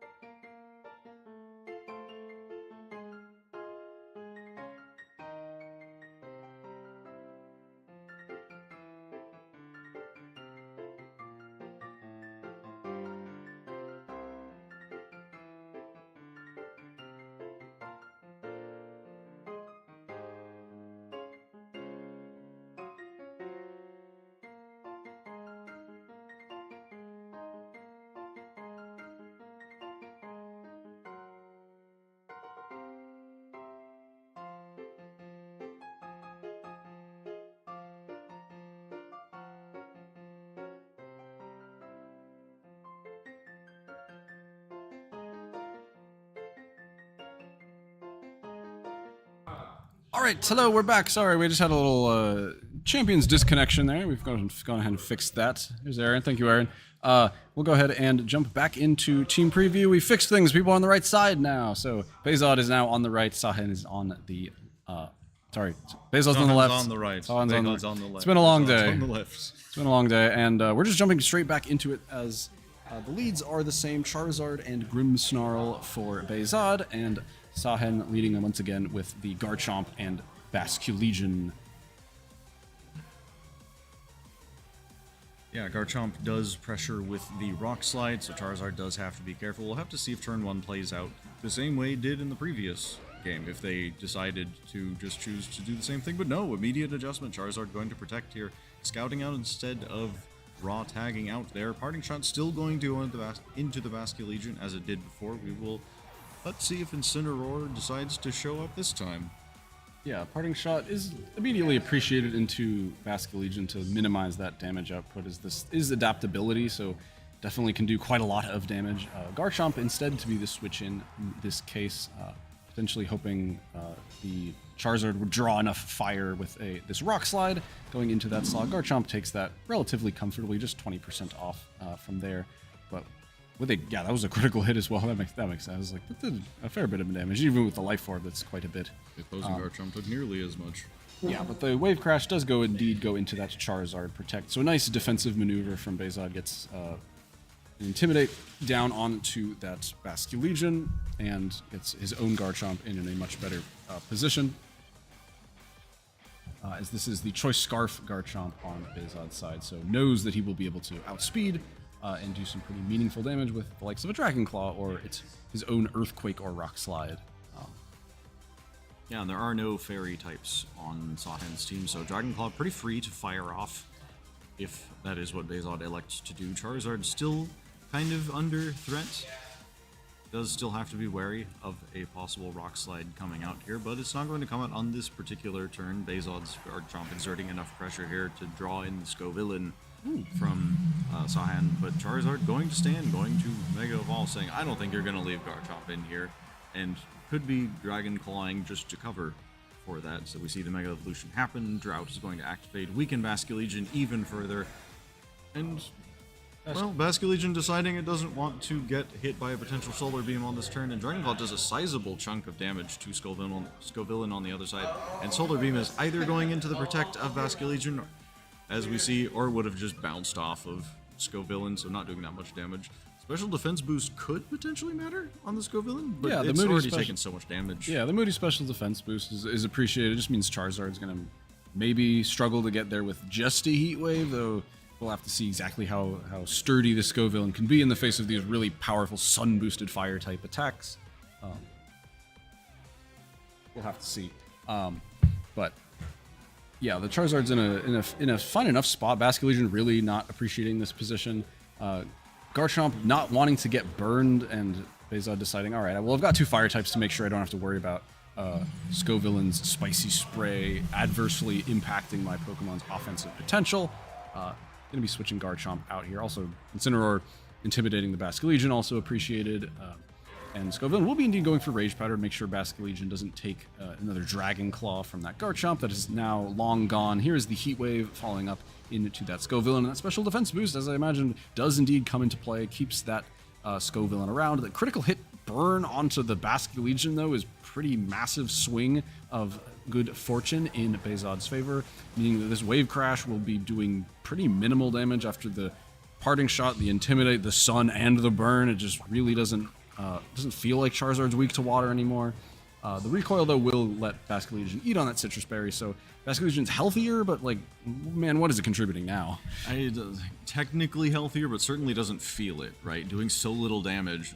22% to Charizard with Wave Crash is I've never seen numbers that low. Yeah, not what you want to see with Wave Crash from Basculegion. Adaptability Basculegion, no less.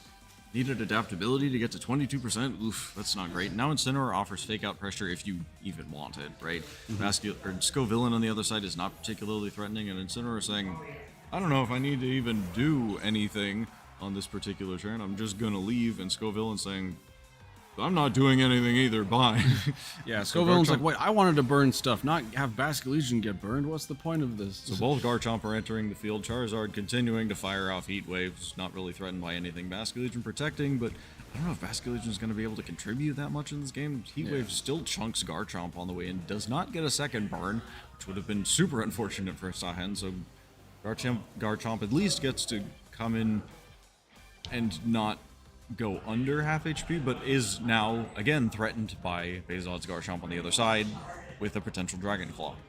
Yeah, the Dragon Claw threat into Garchomp is notable. However, Sahen might be saying, all right, well, if you go for that and I switch in Scovillain, I get the burn, I sacrifice Scovillain, but at this point it's going to get sacrificed to anything. And then I would get the burn on the Garchomp, and that could be a meaningful adaptation to sort of start dealing with the amount of damage that this Garchomp is putting out. However, that's not how we're going to see Sahen going for here. Instead, switching the Scovillain in instead to take for the Basculegion and keeping the Garchomp safe with a Protect. The Heat Wave, though, will connect and pick up the low HP Scovillain in this case. So Scovillain came out, Mega Evolved, Click Rage Pattern, never got to burn anything. The only thing that got burned was their own Basculegion from a Heat Wave. So Sahen's really not is appreciating this this situation. But King Gambit is now onto the field, and now is where potential burn onto Bezod's Garchomp would have been very appreciated. However, it is locked into Dragon Claw, and King Gambit is the one thing that can take dragon attacks pretty comfortably on Sahen's side. Yeah, this King Gambit, again, is the Black Glasses set, so Sucker Punch, depending on training, maybe is enough to pick up Charizard. It might be close. No, it's going to do a lot, but it's not going to. It's going to. It'll do left quite with a like bit, but 20% or so. Charizard should survive, and then if Heat Wave or even worse Weather Ball comes out on a King Gambit, you're absolutely KOing the King Gambit. Like Sahen's kind of struggling to find the damage in ways that are safe to go for. Yeah, switching Basculegion in. Like what about like okay, it just goes down to the burn at the end of the turn. Charizard at this point doesn't even need to risk Heat Wave, just go for a safe Weather Ball. No reason to do that, not to do that. Sun Fading matters quite a bit. Now though. There's a reason not to do that. Now Heat Wave is a lot more imperative, but you know you can just switch into Grimmsnarl. Grimmsnarl was never going to lose to this King Gambit, has no Steel type attack, and so you can just keep firing off Dragon Claws, pick up this half HP Garchomp. Not to mention the expert built low kick on the Grimmsnarl. Yeah, I really like this Grimmsnarl set. It's a really good anti-King Gambit. Anti-King Gambit attack for especially the Black Glasses sets. It's like this Grimmsnarl's never getting KO'd, and Bezod actually not even really feeling like he needs to respect Defiant, just switching Incineroar in, giving that Defiant boost up, saying, well, I really like the fake out pressure that I get on this following turn, which could be pretty meaningful. Yeah, go ahead, try to take advantage of this, and King Gambit says, alrighty then, and clicks Sucker Punch into Garchomp, nearly KOing it outright, but crucially doesn't. Right? So now Incineroar can fake out the King Gambit. Garchomp just protected, probably cannot protect again. Probably 30%, so you know, possibility, but probably not. So Dragon Claw can go into Garchomp on Sahen's side, KO that, and then Bezod gets a free switch into, thanks to the Rough Skin recoil, we'll get a free switch in to either King Gambit or either. There's Grimmsnarl. the double protect though, so things are not quite going exactly to plan for Bezod. The fake out will stop the King Gambit from getting to move. Big critical edge or whatever. Garchomp goes for the Dragon Claw, but yeah, that double protect keeps it safe. And so now it is once again under threat from another Sucker Punch from Sahen's King Gambit, which feels very obligated to go for because, you know, it's becoming harder and harder for for Bezod to actually remove those last 57% hit points onto Sahen's Garchomp. That thing is pretty important. Can move first, does have Life Orb Rock Slide, so Charizard is, hard pressed to finally get the way to KO this King Gambit when Garchomp's still on the field. So here's that Rock Slide, which after the Intimidate, not doing a whole lot into that Incineroar, but chip damage is chip damage. Yeah, and it all adds up. The Life Orb recoil will also add up onto this Garchomp. Incineroar going to Parting Shot, saying, "It's fine if I come back in." Bezod firmly establishing that he does not care if King Gambit gets Defiant Boost because it will have a very hard time breaking through this Grimmsnarl. But eventually it is going to start to threaten the Grimmsnarl. You said it may never happen, but with enough boosts, even Grimmsnarl is going to have to be careful. Maybe. I don't know. 4 times resist is pretty good, and this Grimmsnarl is probably pretty physically bulky, but at this point now we're in another spot. It's like, okay, well, Garchomp is here, still threatened. Scarf Garchomp is here, still threatened by a Sucker Punch. And so it's not as easy as, well, I simply click Dragon Claw and KO Sahen's Garchomp. The Sucker Punch, checks that Pokemon competently. But now Grimmsnarl is in a position where it can threaten a KO onto either of these Pokemon. Here's the sort of prerequisite Sucker Punch, so Bezod finally loses a Pokemon in this game. But, you know, at this point, it's pretty far in, and Sahin's back against the wall. The Stomping Tantrum has to be a really big difference maker, but, you know, with the 2 Intimidates put down, not going to be quite enough. And here is the low kick with that Expert Belt is enough, picking up the KO onto that King Gambit, leaving Garchomp all on its own, and it probably doesn't even have a way to get through just this Grimmsnarl with that Spirit Break. And yeah, Sahin going to forfeit that game 1. Good effort. King Gambit was able to get that Defiant boost. That's great. A potential second one on the horizon thanks to Incineroar leaving the battlefield, but never really got to utilize it by the time that happened. It got to get a Sucker Punch off on Garchomp. That was great. Nearly finished it off, but not quite. If it had finished it off, maybe the game would have looked a little bit different, but there was still a Charizard in the back. Grimmsnarl is still a Pokemon you have to deal with, and Incineroar, even though it does boost King Gambit's damage, is going to shrug off Dark-type attacks as well, because it also resists Dark. Right. Yeah, I think, like, I'm glad we get to see this particular matchup, to see how Bezod's team can handle King Gambit. We haven't really seen that so far. We haven't seen much King Gambit at all, or Sahin might be the only one even in the field, really, which is kind of crazy to say given how prevalent it was at NAIC. But I think Grimmsnarl does complicate things for King Gambit a fair bit, where the mono dark set just feels a lot less impactful when Grimmsnarl is just going to shrug off even the strongest Kowtow cleaves thanks to those 4 times resistance. Threaten a one-hit KO in return with that Expert Belt low kick. It was very cool tech. Yeah, super cool tech, and we're seeing how useful this Grimmsnarl can be as the lead's out once again. Garchomp's also proving themselves very important in this matchup. Based on Scarf Garchomp alongside Grimmsnarl, and Sahin's Life Orb Garchomp alongside that bulkier Basculegion. So Grimmsnarl probably free to click Parting Shot on this turn if it wants to. Also has Light Screen, could go for that. Nothing really immediate that is pressuring the need for that. Frostlass could be in the back for Sahin, but we didn't see it the last game, and I don't know if it would be that amazing into this team as it stands. It's good for Garchomp, that's for sure. And if you want an answer to Garchomp, that's definitely something to look at. But Scovillain, also pretty good into Scarf Garchomp, was just never really in a position to take advantage of it. Yeah, I'm kind of hoping Sahin doesn't have the Scovillain this time. I think the Frostlass is a little bit better poised in this matchup, but I mean, we just saw how hard it was for Scovillain to get going between all the fire types that Bezod was bringing out. So speaking of that, we're probably going to see one coming in after this Parting Shot, and it is Incineroar the Great coming in to get a nice Intimidate onto Basculegion and a not so nice Intimidate onto this King Gambit that has freshly switched in. I really like that play. So great play for soaking up the Intimidate and soaking up this Dragon Claw damage as well, leaving Basculegion free to go for a double Intimidated Wave Crash, doing a nice amount of chip damage to the Garchomp. So I think Sahin getting a lot more value out of King Gambit. It's in earlier and has a Defiant boost already. That's certainly an improvement. Yeah, King Gambit now in a spot where it could put in some work, could Sucker Punch Garchomp on Bezod's side, which would get the KO based on how much damage we saw it do before. But Bezod probably not going to let that happen, right? Grimmsnarl reasonably safe to switch in here, barring a critical hit Wave Crash or something like that.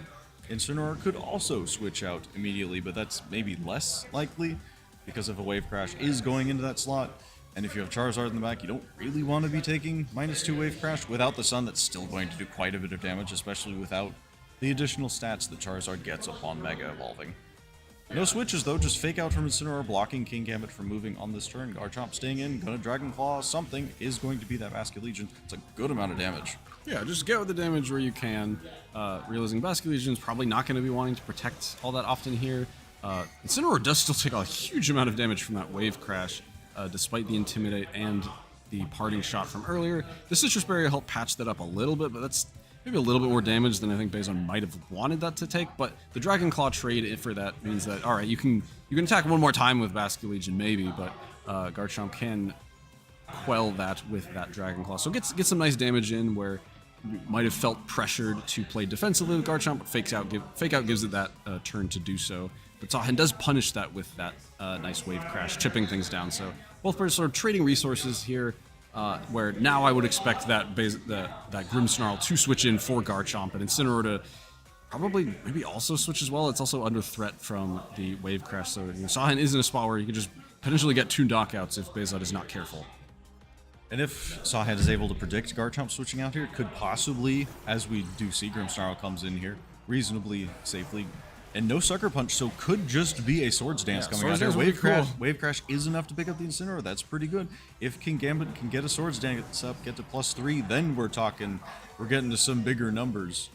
Yeah, there we go. That's exactly what. Yeah, I really like Sahin just saying, well, it's so like there's no reason you're gonna let me just KO the Garchomp with a Sucker Punch, even if you don't. Like, this is probably okay enough. If Garchomp gets another Dragon Claw, it's not the end of the world. And now Charizard is what is usually a pretty solid answer into Basculegion offensively. Now is very much not. Black Glasses +3 Sucker Punch, certainly enough to quickly wipe this Charizard off the board.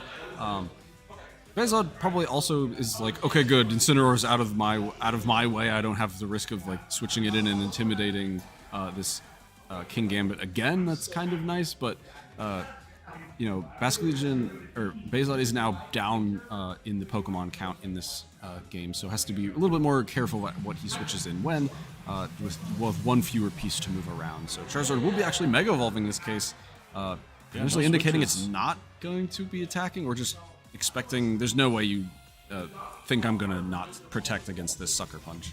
But no, the no protect comes out from Charizard. It's actually a protect from King Gambit. And just a Weather Ball into Sahin. Bezod saying, there's no way. I don't think you're going to go for a Sucker Punch here, because if you do, you are trading King Gambit for Charizard. And he risks that and said, but no, it's actually Spirit Break, just fully thinking, I don't think King Gambit is going to attack on this turn. Maybe that could have been disastrous for Bezod, but he gets away with it. No, I think he probably, the Spirit Breaker is most likely into Basculegion as well, right? Saying, okay, well, if you switch into Garchomp in case for this fire move, well, then I'll just hit you with a big Spirit Break instead and pick up that KO as well. So you have to give me something this turn. If he's assuming that King Gambit attacking with that Sucker Punch that seems so tempting is just a little bit too risky, right? Like, what's stopping? What would have stopped Protect plus Slow Kick into the King Gambit? Nothing. Nothing would have done at all. And so if Sahin does go for that, it takes the obvious play. It gets extremely punished if Bezod does the most straightforward thing. So Bezod, one step ahead of that, gets great value out of that, gets the KO onto Basculegion, keeps Charizard around. So now Charizard can now protect where King Gambit can't. So the protects are staggered. So now Sucker Punch has to go into the Grimmsnarl, which really doesn't do a lot given +3 in Black Glasses. And I'm not even sure if the follow-up Stomping Tantrum is going to be quite enough. Life Orb, really strong, but this Grimmsnarl, just too sturdy. Yeah, just bulky enough. Low Kick gonna come out, gonna pick up this King Gambit. And that bomb has been disarmed from the side of Sahin. That +2 with Black Glasses King Gambit, Grimmsnarl took that hit with aplomb, and even took the follow-up double up from Garchomp, but Blaziken is here. That's a different thing. No, there's no Mega at all. We've got Sahin deciding Blaziken, but this is not Mega Blaziken. This is Focus Sash Blaziken. Rock Tomb. With Rock Tomb, which is pretty nice into this Charizard, right? You protect for one turn, suddenly Blaziken's faster, you can Rock Tomb it.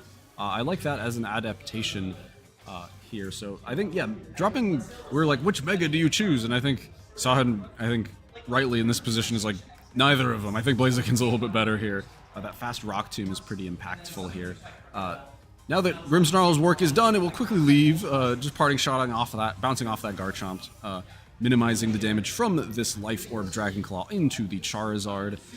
No protect from the Blaziken though, so it is going to be falling victim to this Heat Wave, or it would if it was not so nimbly able to dodge out of the way. So Garchomp takes yet more Heat Wave chip damage alongside that Life Orb, as Blaziken goes for a Heat Wave of itself, and Charizard is the one going to be avoiding it. So both fire types going for Heat Waves into resisted targets, but that's pretty big damage into that Garchomp, chipping it down ever lower, and the speed boost means that this Blaziken will be maintaining the advantage it has moving first over these two. Well, possibly. Garchomp In the with future, Garchomp with the Choice Scarf might be faster. I really like electing to not protect Blaziken on that turn. It's so easy to think, okay, I'll protect, and then it'll be faster than both things on Bezod's side of the field. I don't want to eat a parting shot on this turn, but by not protecting, it means he can now protect on this turn and then be guaranteed faster than Garchomp on the other side. And Garchomp only has 24%, so is probably, we saw how much damage it did. It will go down to another heat wave, right? Or if you want to make sure that happens, you can go for an Aura Sphere, which is guaranteed not to miss on this turn. And there's no Goldango, so there's nothing that can take that attack very well. Bezod, recognizing that the switch into Garchomp has been successfully parried by Sahen's gutsier play to not protect with Blaziken. Instead, now going for the double protect on this turn, but that gives free reign for Grimmsnarl to hit the field once again. Charizard goes for a Solar Beam in the, it's got to be like the second to last turn of Sun or something, as Blaziken gets yet another speed boost to be faster than everything. Yeah, sorry, one more turn of Sun. So Charizard's got one more turn of Fun in the Sun before it might has to switch out in order to get Solar Beams and powerful Heat Waves back onto the field. These are Sahen's last two Pokemon on the field, so really has to make it work with these two. But given how much damage that he's distributed so far, Charizard's the healthiest thing at 60%, and Blaziken is threatening a lot of damage, but the Rock Tomb will not connect. Yeah, Garchomp's falling up with the Rock Slide, so it doesn't really matter. Yeah, Rock Tomb misses, and Garchomp says, "Don't worry, I got you." Hits the Rock Slide, and despite the attack drops from before, is able to pick up the KO on the Charizard. And yeah, suddenly now Sahen is very much in the driver's seat. I was going to say, oh, Charizard probably wants to switch out to get the Sun back in, but then how do you do that with Garchomp being so low in the back, right? Based on recognizing I need to get value out of this Charizard right now, otherwise I'm probably going to lose the game. Ends up losing the game anyway, but I think it was a gambit worth going for in that position. Yeah, like Bezod just had too few resources in the end, right? Losing Incineroar, getting like Grimmsnarl diffused King Gambit, which was great, but it just lost so much health in the process.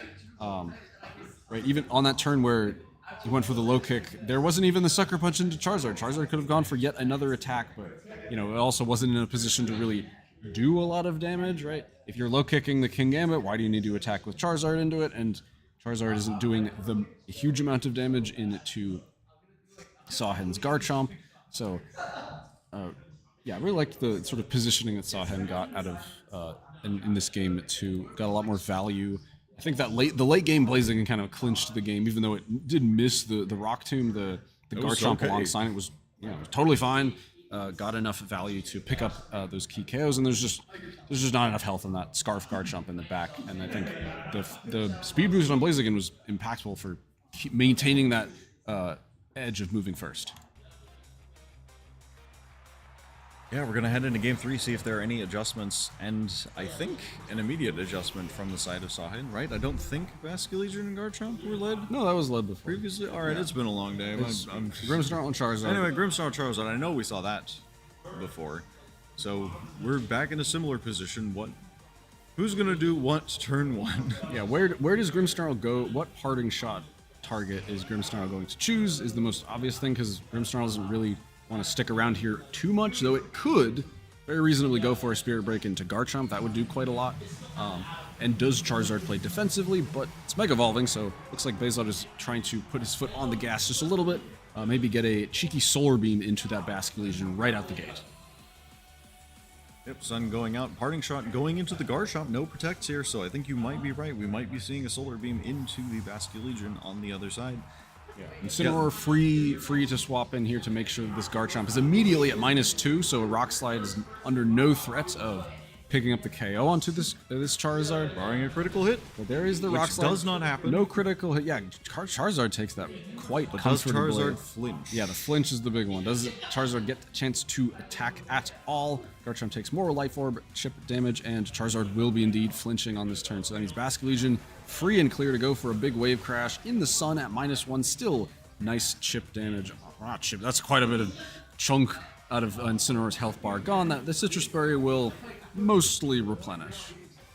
Yeah, able to mitigate that a little bit. But what would have been an amazing turn from Bezod becomes noticeably weaker now, right? Basculegion is still here, still threatening a whole bunch of damage despite the Intimidates.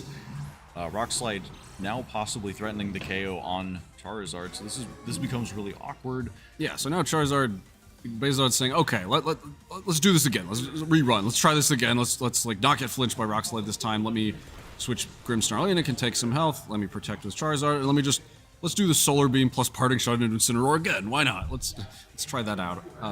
Basculegion's Wave Crash will fail into the Charizard protects, but yeah, I'm jokingly saying it, but Bezod is positioned to just rerun the same turn and potentially get a better outcome this time, saying, well, probably not going to get flinched by Rock Slide again, right? Yeah, we're probably not going to get flinched again, and I mean, Garchomp doesn't need to stay on the field, right? Garchomp doesn't need to click Rock Slide on this turn.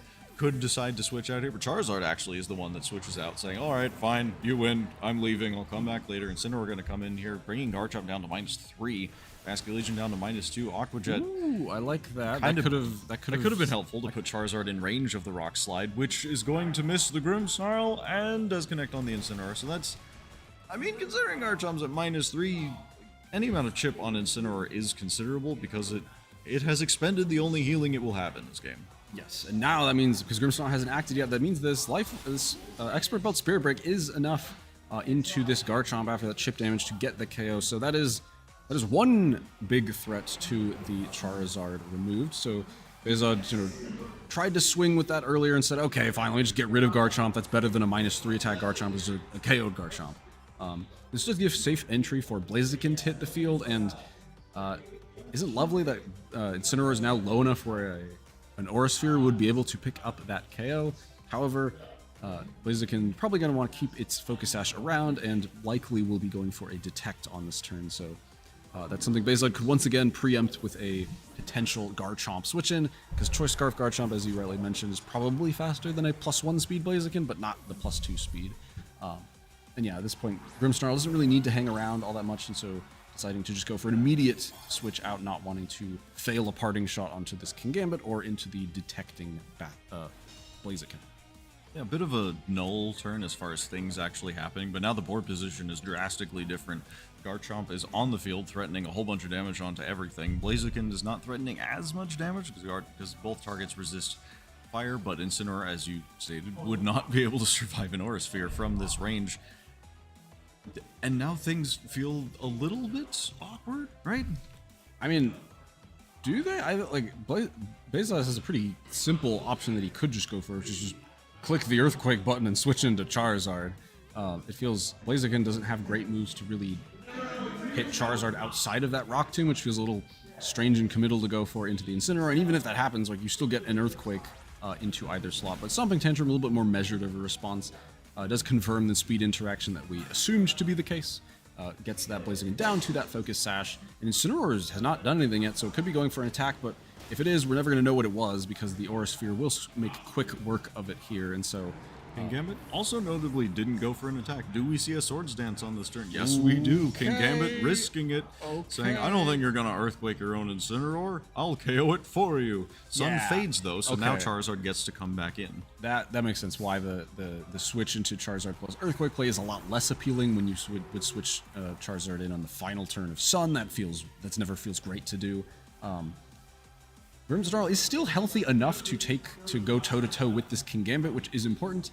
But Blaziken could start whittling that health bar away with the likes of Heat Wave or its own Aura Spheres to be a more reliable way of doing that. Yeah, Garchomp locked into the Stomping Tantrum is a great option. There's still that Basculegion though in the back, so this is a weird mid game. Yeah, Kingambit now at +2 will. I would imagine a double up of Sucker Punch plus Heat Wave might be enough to KO the Grimmsnarl. Maybe I'm overestimating Blaziken's damage output a little bit. But if you do that, you're then ignoring the Garchomp. I think Aura Sphere might get there, but if you ignore the Garchomp, that might be fine because it is switching out for the Charizard on Bezod's side. Bringing the Sunlight back. Now Heat Wave is probably going to do enough. There's a big Sucker Punch. Well, I say big, not that mostly ineffective into that Grimmsnarl. But here is the Aura Sphere follow-up. I don't think it's going to be enough. Yeah, Grimmsnarl is able to survive, stomach that hit. Here's the low kick from full health. Does this actually get there? And it does indeed. There's that Expert Belt, baby. Expert Belt coming in clutch. And if you wanted an interaction of what is this Grimmsnarl the way that it is, you read mostly ineffective Sucker Punch and extremely effective low kick, and that's the interaction you're kind of hoping for. Now Grimmsnarl's kind of done what it needed to do, but still not entirely over, right? This Basculegion has been left deceptively alone, hasn't taken a whole lot of damage at all, and Beza's going to have to find a way to deal with it without intimidating it with that Incineroar or using a Dark attack from that. This Grimmsnarl has very meager ways of actually removing this fish from the field, and Last Respect, as we all know, is still a threat to be worried about. Yeah, still very, very strong. Can Parting Shot out here if it wants to. And that may be what's happening as Charizard chooses to protect here, doesn't want to. Oh, we're never going to find out because Basculegion is faster than Grimmsnarl, so which priority goes first? So Aqua Jet picks up the Grimmsnarl before it gets to do anything. And now Blaziken is the one that gets to take advantage of the sun that Charizard so kindly set up for it because it is faster than everything. Yeah, and this Rock Tomb really changes the dynamic where, right, Blaziken, if it had something like Coaching instead, then it doesn't have a real way to do this 45% into this Charizard. But Rock Tomb certainly is an option that can do that. Assuming it hits. Assuming it hits. The last thing is, how do you get rid of this Garchomp? Last Respect seems like the key option in order to do that. Now that Charizard has protected, gonna have to fish for a double protect in order to keep itself safe from that Rock Tomb, which is no doubt coming. So here's the double protect. Here's the failure of that. Charizard not quite able to. Rock Tomb finally connects. We get to see the animation. Picks up that KO onto Charizard, and so now, what can Garchomp do to fend for itself? This Last Respect might do quite a bit of damage, especially now that the final ally has fallen for this Basculegion. This is going to be maximally powerful Last Respects. See if this Garchomp can take it. Even if it could, I don't know if the single target Earthquake afterwards would be enough. Let's see if this fish can go over the finish line. As there is the KO. Garchomp taken down, and Sahen will be moving forward, knocking Bezod out of the tournament with really great turnaround. I loved. Yeah, it was a pretty strong game two and three, right? Yeah, pretty strong game 2 and 3. Game 1 was pretty clean, right, for Bezod. Yeah, Bezod right. just cleanly taking game 1 and Sahen barely managing to pull out game 2, and then game 3 turning it around in a more succinct manner. Yeah, I really liked the approach. I think he got a lot more value out of it. He brought King Gambit in earlier, got more value out of it. The Blaziken just proved really problematic, right? The coverage it has is just so good where you're like, oh, well, if I have fighting and fire that just hits so many things, then what does it not hit? Oh, it doesn't hit Charizard. What if I had Rock Tomb? There you go, boom. Suddenly, it's just a big threat to everything, right? And I think also the ace in the hole that Sahen was like, okay, I'm going to force you to deal with King Gambit early, which means you are going to be hard-pressed to deal with Basculegion. It means Basculegion can survive long enough to be in the end game, close out the game pretty comfortably with Last Respects. It's the last Pokemon. Last Respects is pretty strong. Yeah, Bezod needing to bank on a double protect there or a possible Rock Tomb miss, both of which are possible. So definitely the way to go. Definitely not in his favor, but going for the win condition that was available to him. Absolutely. At that point, realizing Charizard was hard to. I think the Basculegion attack, the 4 that Sahen ended up settling on, just gives so much pressure to Charizard, right? You have Rock Tomb on the Blaziken that resists your fire type and grass type attacks. Basculegion, which kind of forces you to intimidate and set up the sun, otherwise you're just taking too much water damage.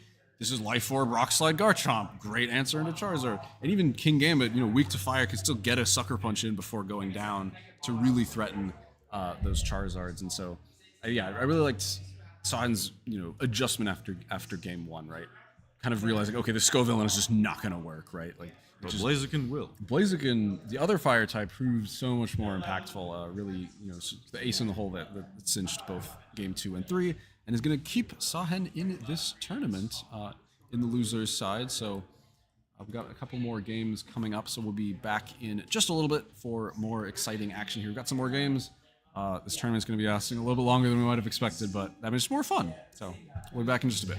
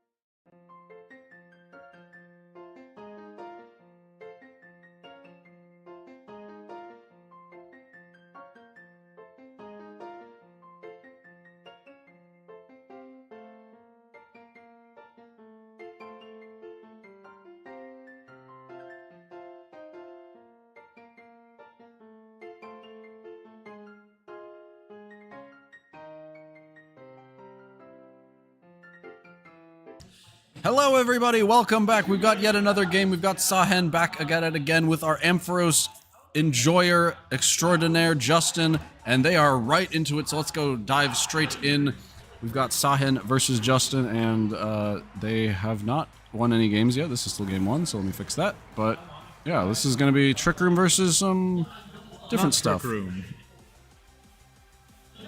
Yeah, we have Giraffe and Incineroar out on the lead for Justin, and Sahen leading the Frostlass. We do see the Frostlass alongside the Basculegion, so double ghost type, so nothing is getting faked out on this turn.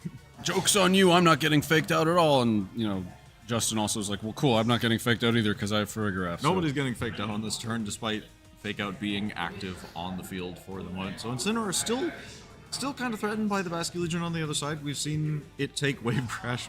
We've seen other Incineroar take Wave Crashes. I imagine this one has a good amount of bulk as well, but it is holding the Charcoal item, so it might be invested to be more offensive. Yeah, most likely will be, as Frostlass deciding to Mega Evolve. No real shock here. It can get a pretty safe, uncontested Aurora Veil if it so chooses to help Sahen's team weather the Trick Room storm that is no doubt coming out from this Farigiraf, which is going to be hard for Sahen to really stop a Trick Room coming out this turn, just because Farigiraf is so bulky. But here will be the Wave Crash following up after the Aurora Veil into that Incineroar, which is not actually trained to survive that adaptability Wave Crash, which may... Even at -1. Even at -1, Justin's probably fine with that. He's like, cool, get it out of the way.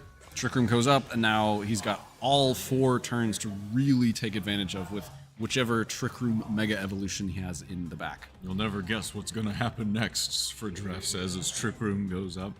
Yeah. But it is not for free. Getting Aurora Veil up on Sahen's side is a big deal, right? Being able to mitigate the amount of damage that Justin's able to do in Trick Room will make it a little bit more difficult to take advantage of the Trick Room turns. That said, Mawile is extremely offensive and is pretty good at pressing the advantage in Trick Room. Yeah, I don't know if the Aurora Veil is going to help this Mawile, or help this Frostlass take a Mega Mawile Ironhead. I don't know if that's going to really tip the scales there. And also, this Farigiraf, as we showcased this team earlier, has Grass Knot, which is a pretty powerful option into Basculegion.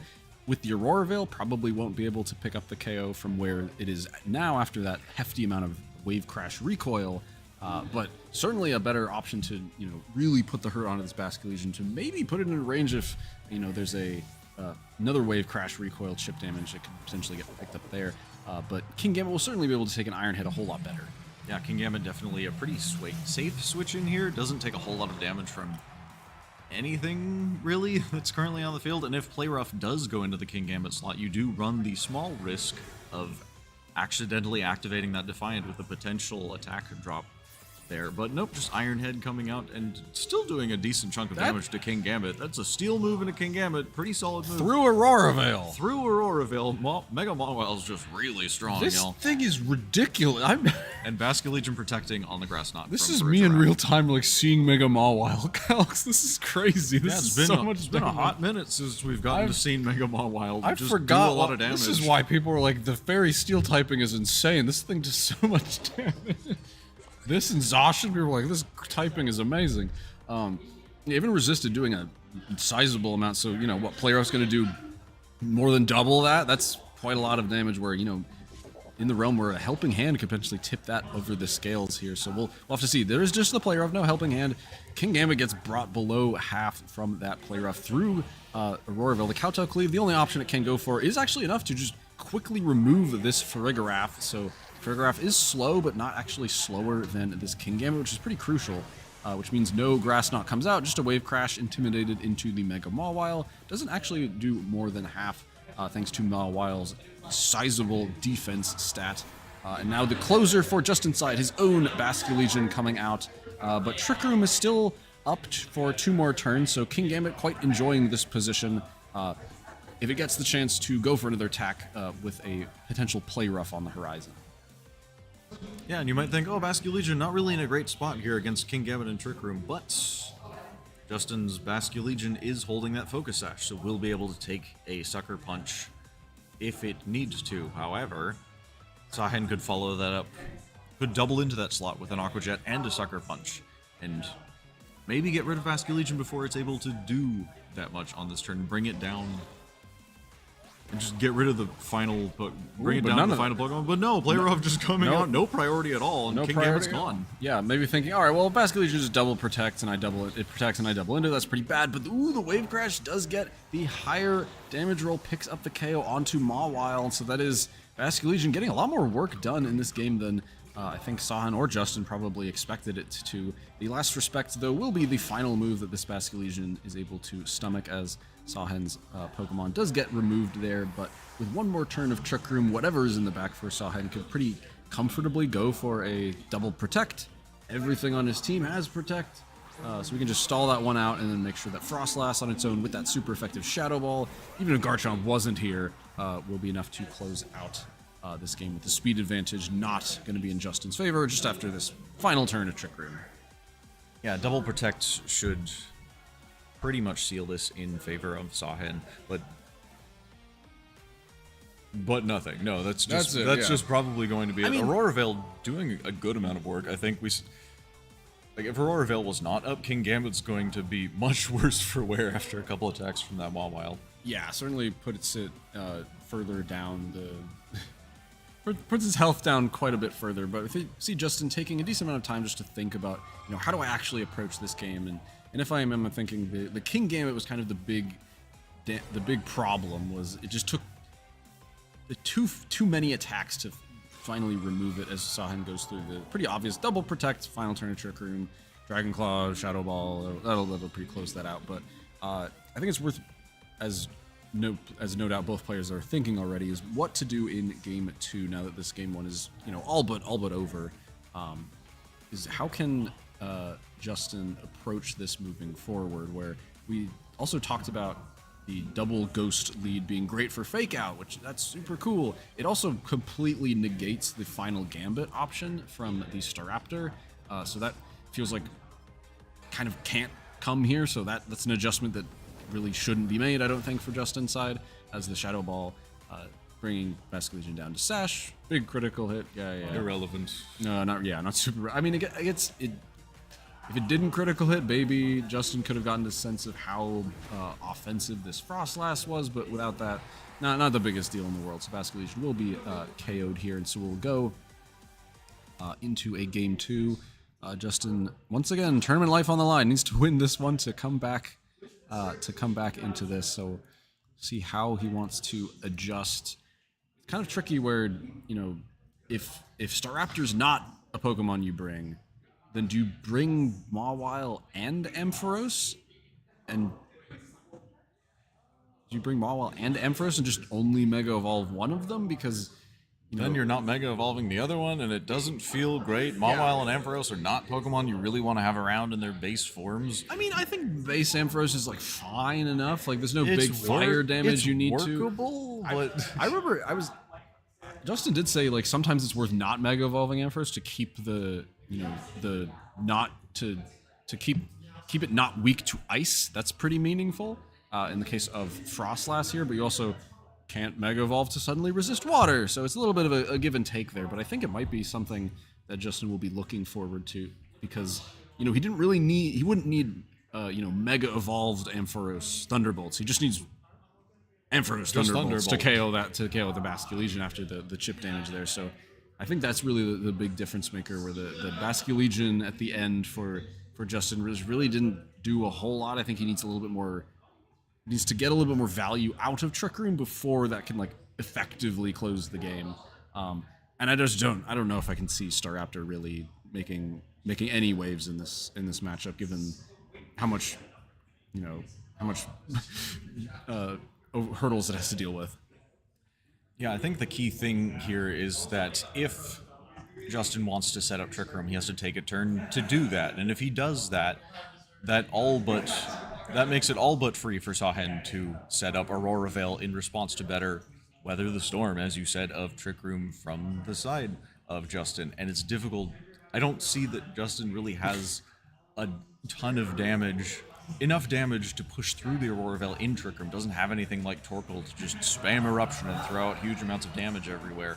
Yeah, so we'll have to see how he adjusts here. Torkoal would be a really, really nice option just to, also take away the uncontested snow from Sahen's side, but will be the same leads from both players. So I think if there is an adjustment, which I would imagine Justin has made, it will not be in this lead. It will not be in this lead. Probably something in the back or this turn 1 play that he's looking to get a little bit more value out of. If I'm Sahen, I'm probably fine just clicking the same moves. Aurora Veil seemed pretty great. Wave Crash KOing Incineroar seemed pretty great as well. So we'll see if either player wants to try to adjust. If Ampharos is in the back, I would kind of love a Trick Room switch to Ampharos. That could be pretty great. Incineroar is switching out. Incineroar is switching out. Wave Crash in Ooh, turn but 1. just a Basket Legion instead. Interesting. So Basket Legion will definitely take a Wave Crash better than Incineroar will, so it gets to conserve the Intimidate and Fake Out for later on in the game, where Fake Out might be more valuable. Yeah, might do something. But it does have to potentially lose its Focus Sash right out the gate here. As Frostlass, yeah, once again, just going for the Aurora Veil. I don't think a Wave Crash plus Blizzard even gets the KO onto this bulky Choreograph, so no use trying there. Just goes to the Wave Crash. Basket Legion switches in pretty comfortably on that. I mean, I still did what? A third of its health? That's pretty good. But Trick Room is set up uncontested, just like the Aurora Veil. So, Twisted Dimensions, Aurora Veil, and Snow, 5 more turns. How are these players going to manage? I do think this was a better, somewhat. And he still has Incineroar in the back. That's certainly better. Right, having Incineroar in the back is better, but also Basket Legion is pressuring much less damage on the board than Mega Mawile would have been.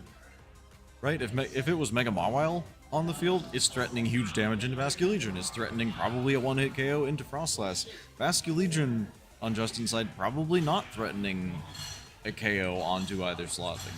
Wave Crash does a lot of, well, it's not even Wave Crash, it's Liquidation, which would do solid damage, but with the snow boost to its defense with Aurora Veil, Frostlass can certainly stomach that. King Gambit going to switch in all the same, though. Yeah, King Gambit can also just come in pretty freely. Choreograph can't hit it too hard, and with Aurora Veil, this Basket Legion is also going to struggle to do huge damage to. Grass not. This is an okay amount of chip damage. The only thing Choreograph can do. The best thing Choreograph can do. Into King Gambit. So yeah, so there's the Liquidation into the Protect from this Frostlass. And now we're seeing sort of the downside of this Focus Sash Basket Legion having its Focus Sash broken.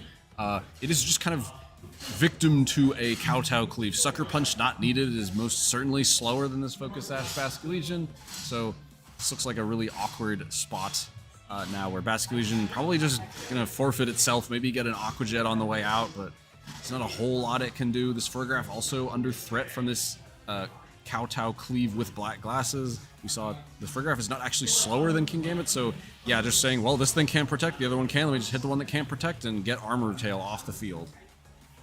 Yep, so that's good for Zahen. Removing Choreograph doesn't get to do anything. Basket Legion does at least get to swing before it goes down here, but does less than half to the Frostlass on the other side, thanks to the snow, thanks to the Aurora Veil, and Shadow Ball is enough to pick up the Basket Legion so swiftly.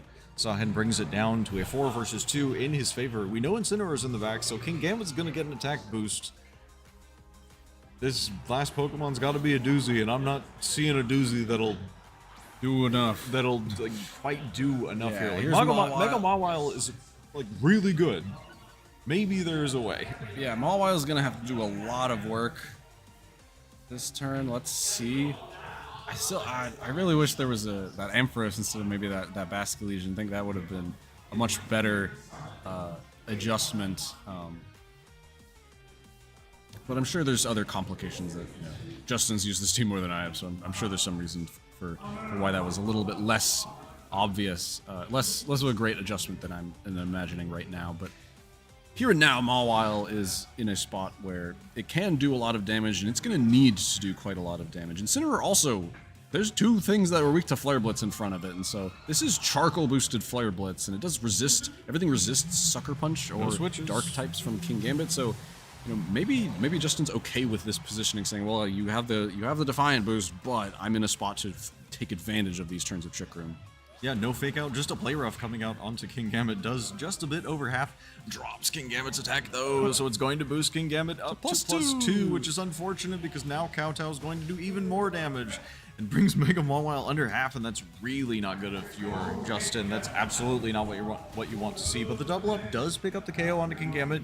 You are able to get rid of that now that you're in the turn after the So last turn, everything was weak to dark on Justin's side. Now it's the opposite. Everything's not weak to dark, which is great. But But the Shadow Ball is yeah, the enough double to up pick is able to pick Mawile. up Mawile, and yeah, Incineroar's not going to be able to 3v1. We don't even know what Sahan's final Pokemon is. We do now. It's Garchomp. Yeah, And I mean, Trick Room is not going to allow yeah, Incineroar that's where to do this. Mawile is pretty necessary to get that play rough there. But there's only one more turn of Trick Room, so a simple double protect once again to stall this out means that Incineroar is going to kind of high and dry, just going to get picked off by a Life Orb Stomping Tantrum plus a Blizzard or Shadow Ball or whatever Frostlass decides to do. The snow stops, so Blizzard's not great. Aurora Veil's finally over, but the damage has certainly been done. The Twisted Dimensions also return to normal. And yeah, Garchomp's like, cool. Great job, team. Let me just get rid of this guy. This It's Incineroar Stomping for me." Tantrum City. Population me.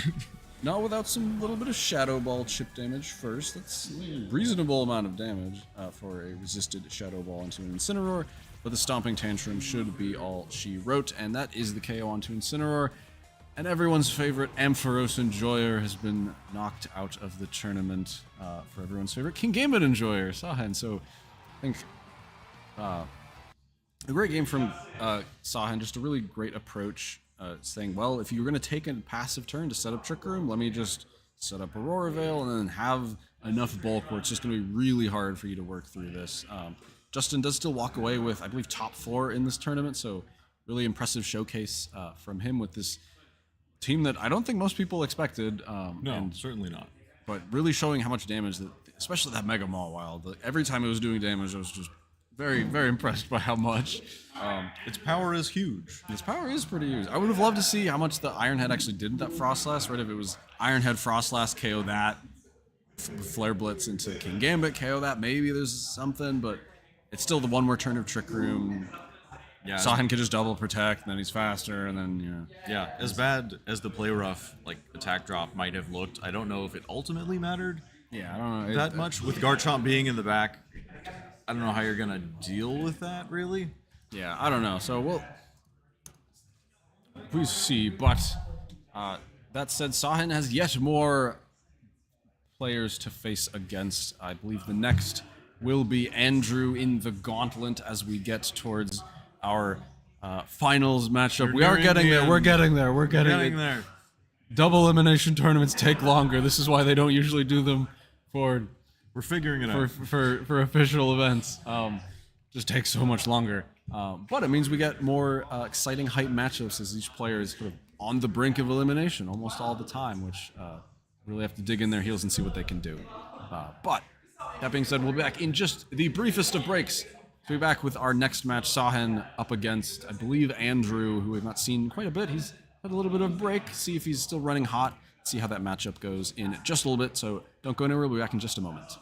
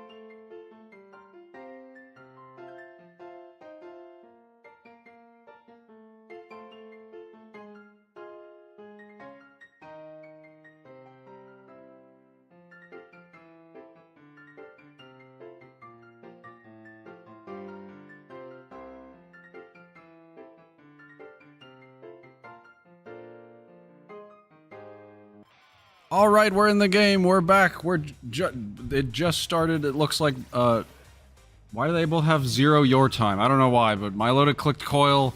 Scovillain went for a Giga Drain and didn't Mega Evolve. Something's weird's going on. This game is funky. Why? It surely wanted to Mega Evolve. Incineroar just went for a raw Flare Blitz into the King Gambit. I feel like something happened weirdly here. Yeah, why do they have 0 your time? King Gambit just went for Swords Dance. I don't know. I don't think this is a play any normal human would make under regular circumstances. I really hope that's the case, because otherwise I just completely criticize these two plays. But Scovillain gets the special defense boost and a speed drop. Okay, now the timer's in. Okay, now with things are normal the timer now. is Okay, back. we're just Maybe showing in a weird part. Okay, Milotic Incineroar. Anyway, this was Andrew B. You might remember, right? We The featured Ceruledge guy from like round 2 of the tournament. This was like 3 days ago or something. This is one of the few Ceruledge in the field. Scovillain going to Mega Evolve on this turn. It's got a moody boost that might be useful. We'll find out. Yeah, I got that special defense boost. Could matter in the face of this Milotic. Is going to Rage Powder to keep that King Gambit safe in front of the Incineroar that could go for Flare Blitz into it. But Hypnosis, thanks to the coil from the previous turn, I believe there was a coil, does put the Scovillain to sleep, but Rage Powder has already been clicked. So Flare Blitz is going to be redirected. Does nice bit a of nice chunk to the not Sinistra, Scovillain on the other side. Kowtow Cleave coming out here, and that's a good amount of damage into Incineroar. Yeah, Kowtow Cleave doing quite a bit into Incineroar, enough to eat that Citrus Berry and potentially be out of range of another one from picking up the KO. We'll have to see exactly how that goes.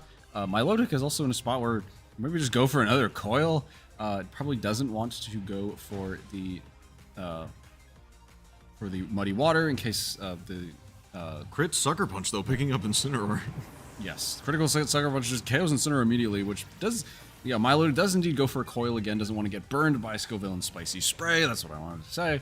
But yeah, Incineroar just kind of falling to the wayside while Milotic was doing that. And Scovillain gets to burn another turn of sleep, so can now potentially wake up this following turn if it gets the only 1 turn of sleep.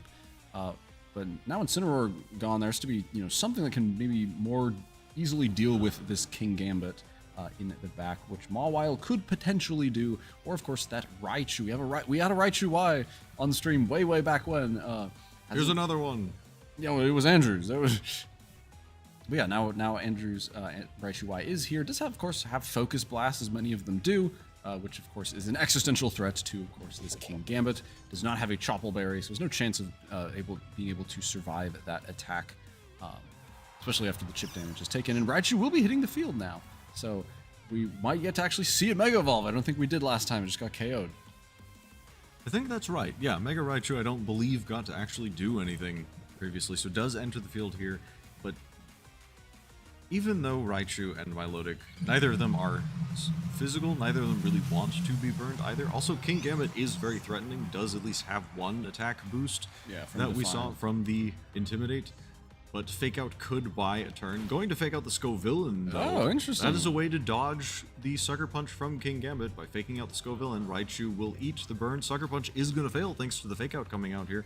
Now Milotic can possibly, just goes for Hypnosis into the King Gambit. That's one way to deal with it. No, I really like that, because so just saying, okay, well, just to make sure that Scovillain, even if it does get the 1-turn wake, which it does, it will be flinched, so there's no Rage Powder shenanigans, which means Hypnosis will be able to connect onto King Gambit and give Raichu the time it needs to just absolutely blast the opposing team with high amounts of damage with the likes of Zap Cannon and the Focus Blast. Milotic also can just go for accurate attacks like the Muddy Water at this point, or another potential Hypnosis into Scovillain. Just put that thing snoozing back again. But you do want to eventually pick up this KO onto King Gambit before it wakes up. But it's not going to be waking up anytime soon, as it will be switching out. And Blaziken actually hitting the field, which could be on the receiving end of a Muddy Water, which wouldn't be nice. Scovillain will be keeping itself safe from that one.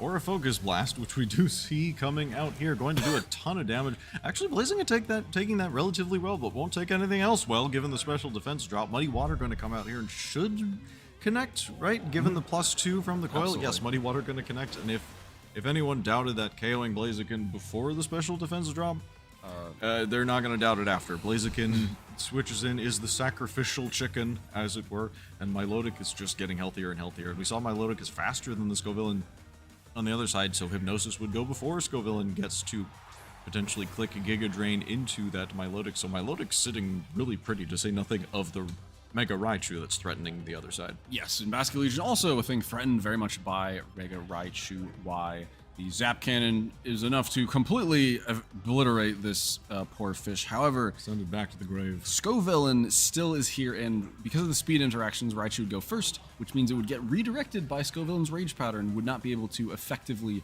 remove this Basculegion. So we could very simply see a Protect from this Raichu as Milotic goes for the likes of a Hypnosis or a Muddy Water, but Raichu actually going to be saved for this case as Sinistra. Andrew finds a little bit of a safer way through this, not wanting to worry about Protect Mind Game, saying, well, why don't I just switch in Sinistra? Basculegion's not going to be able to handle this thing very comfortably.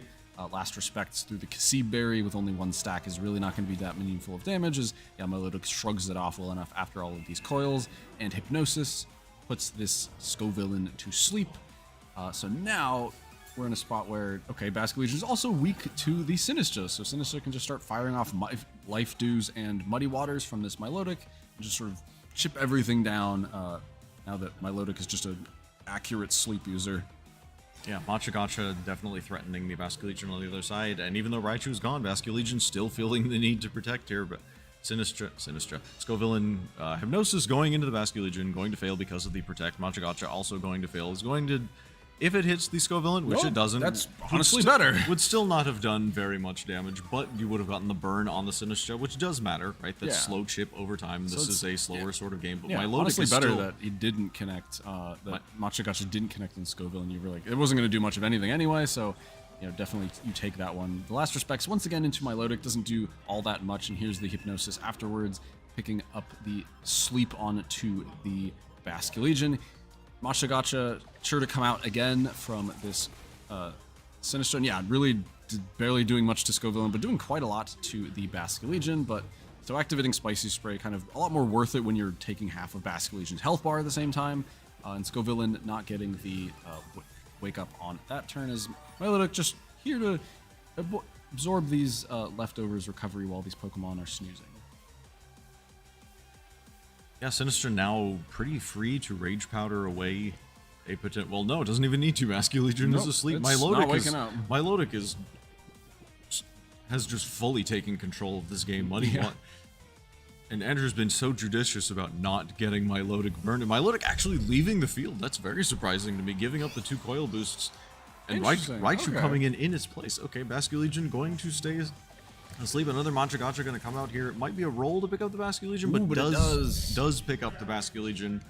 It's pretty great. So now the nice spot is you can Rage Powder away attacks to keep Raichu safe. And Raichu, what Focus Blast and a Zap Cannon is probably enough to, or two Focus Blasts probably just cleans up the game here, as Scovillain does indeed wake up on this turn, so goes to go for a Giga Drain into the Raichu, which is nice.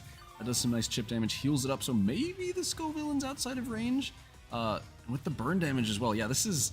I would think Raichu would survive, or I would think Scovillain would survive a Focus Blast from this range. Yeah, probably, and then now things are a little bit more awkward. Maybe you just, try to KO, like switch into Milotic, and then try to Zap Cannon or Focus Blast into the King Gambit, try to get rid of that while it is guaranteed to be asleep. But the wake up on Scovillain is pretty massive here, where now that Milotic is out of the picture, it has to come back in and coil to get reliable Muddy Water, so things are a little bit awkward. But no redirection. No redirection. So Scovillain realizing I need to do the damage now. King Gambit, a victim to that, just gets absolutely obliterated by this Focus Blast.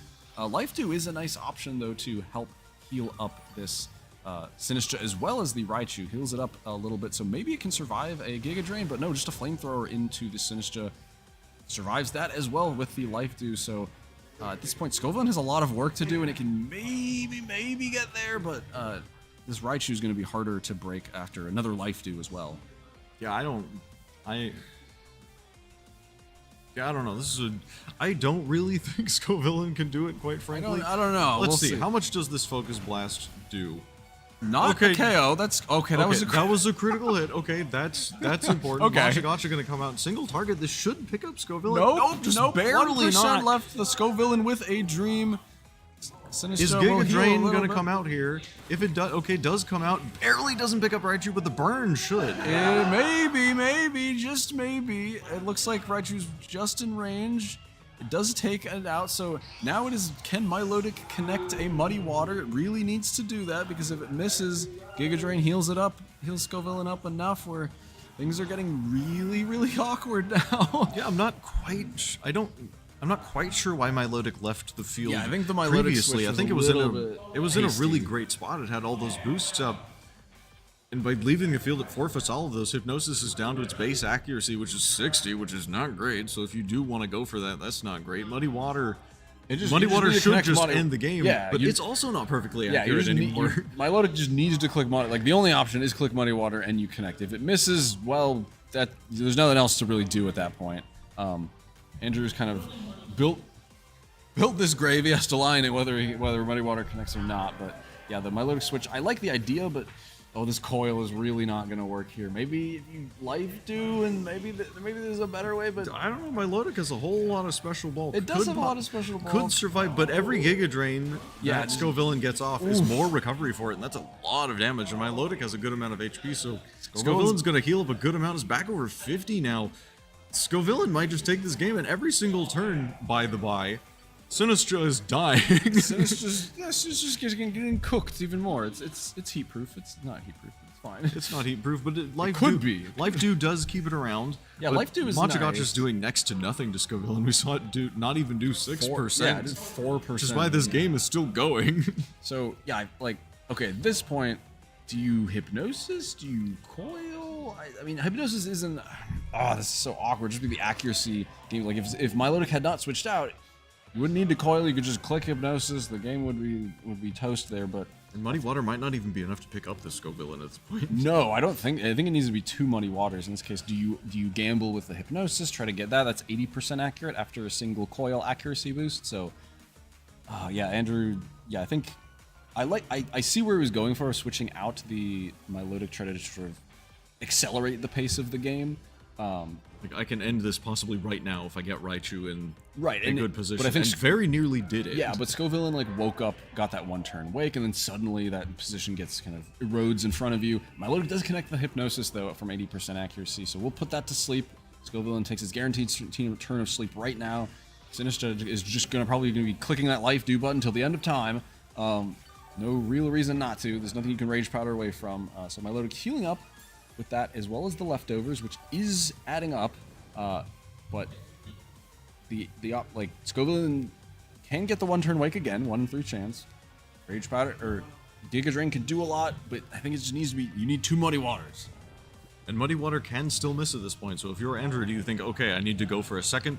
No, Muddy Water cannot miss at this point. Yeah, we got a coil. We got a coil up. perfectly Muddy accurate. Water is perfectly accurate. So do you go?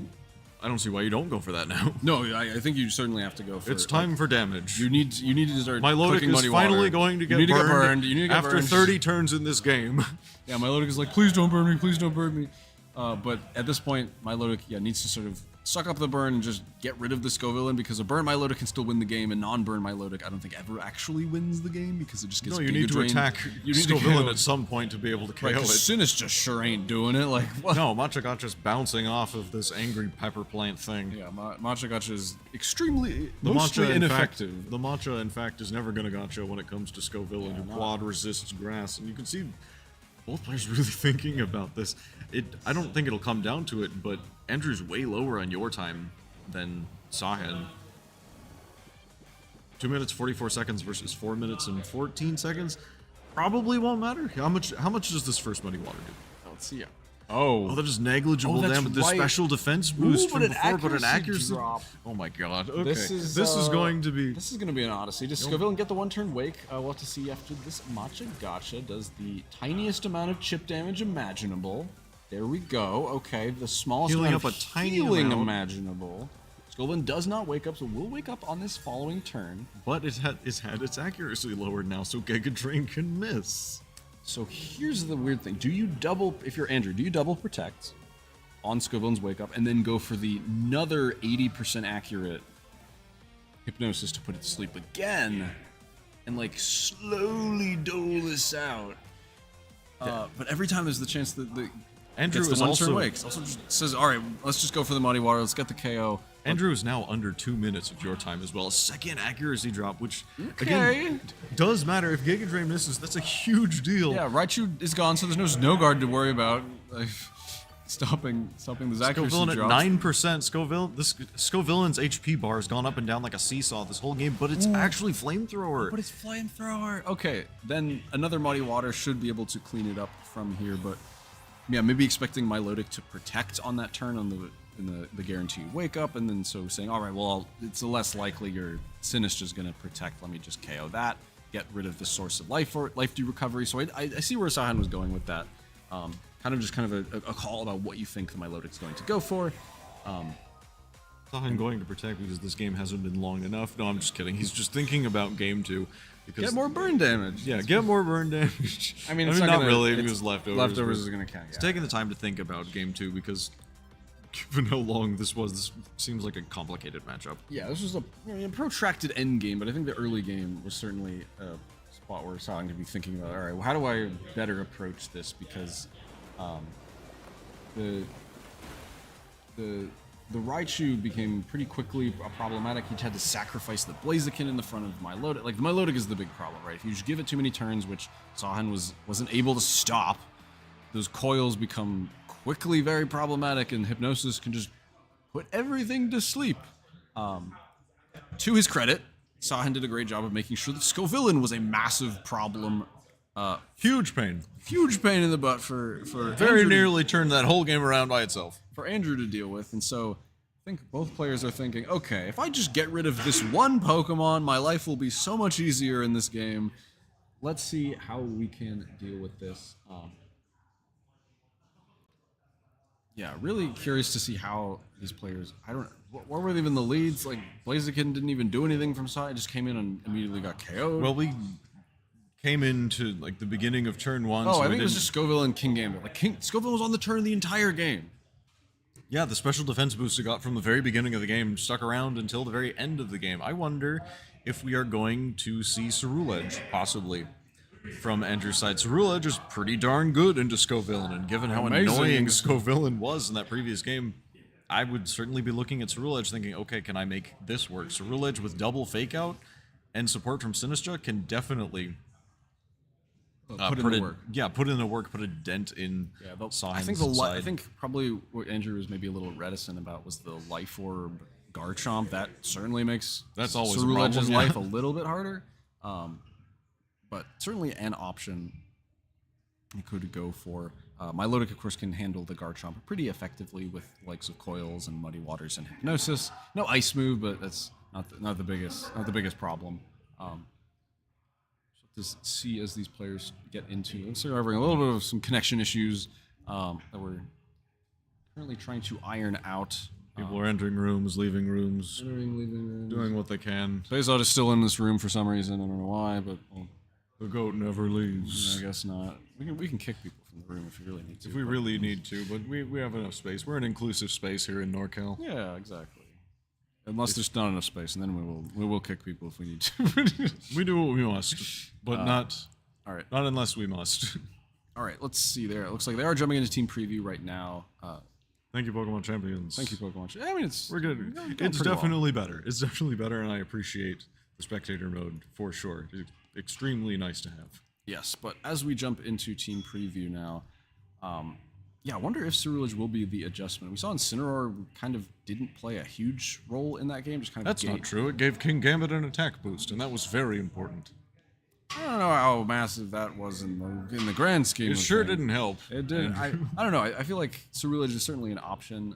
Certainly helps a lot with Scovillain.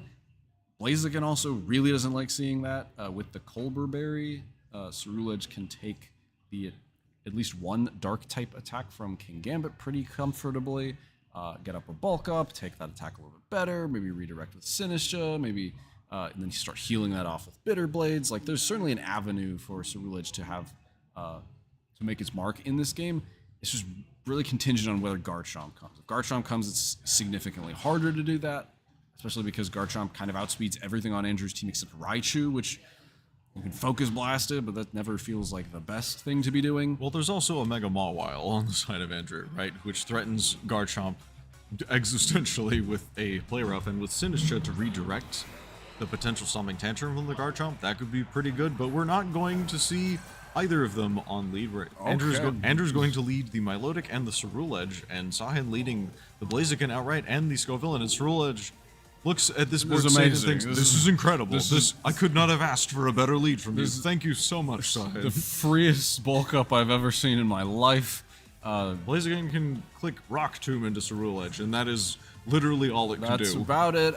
Milotic is in a little bit more of an awkward spot, right? Scovillain's Giga Drain is pretty meaningful damage into that, so we'll see if Milotic is going to be sticking around. We'll see if it tries to keep itself safe, or maybe take the opportunity to go for a coil.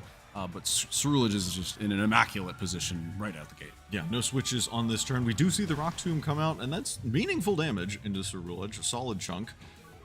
The speed drop could also be pretty impactful, lowering it to the point where Kingambit could maybe be faster, but no setup immediately, just straight away with a Muddy Water from this Milotic, saying, well, I got burned last time, and it actually wasn't so bad. I don't mind doing that. Let's get burned immediately. In another life, I have Marvel Scale, and it helps me, but not this time. Giga Drain going to do pretty solid chunk to Milotic here, but my eyes are on Ceruledge. What is it doing on this turn? I have to imagine.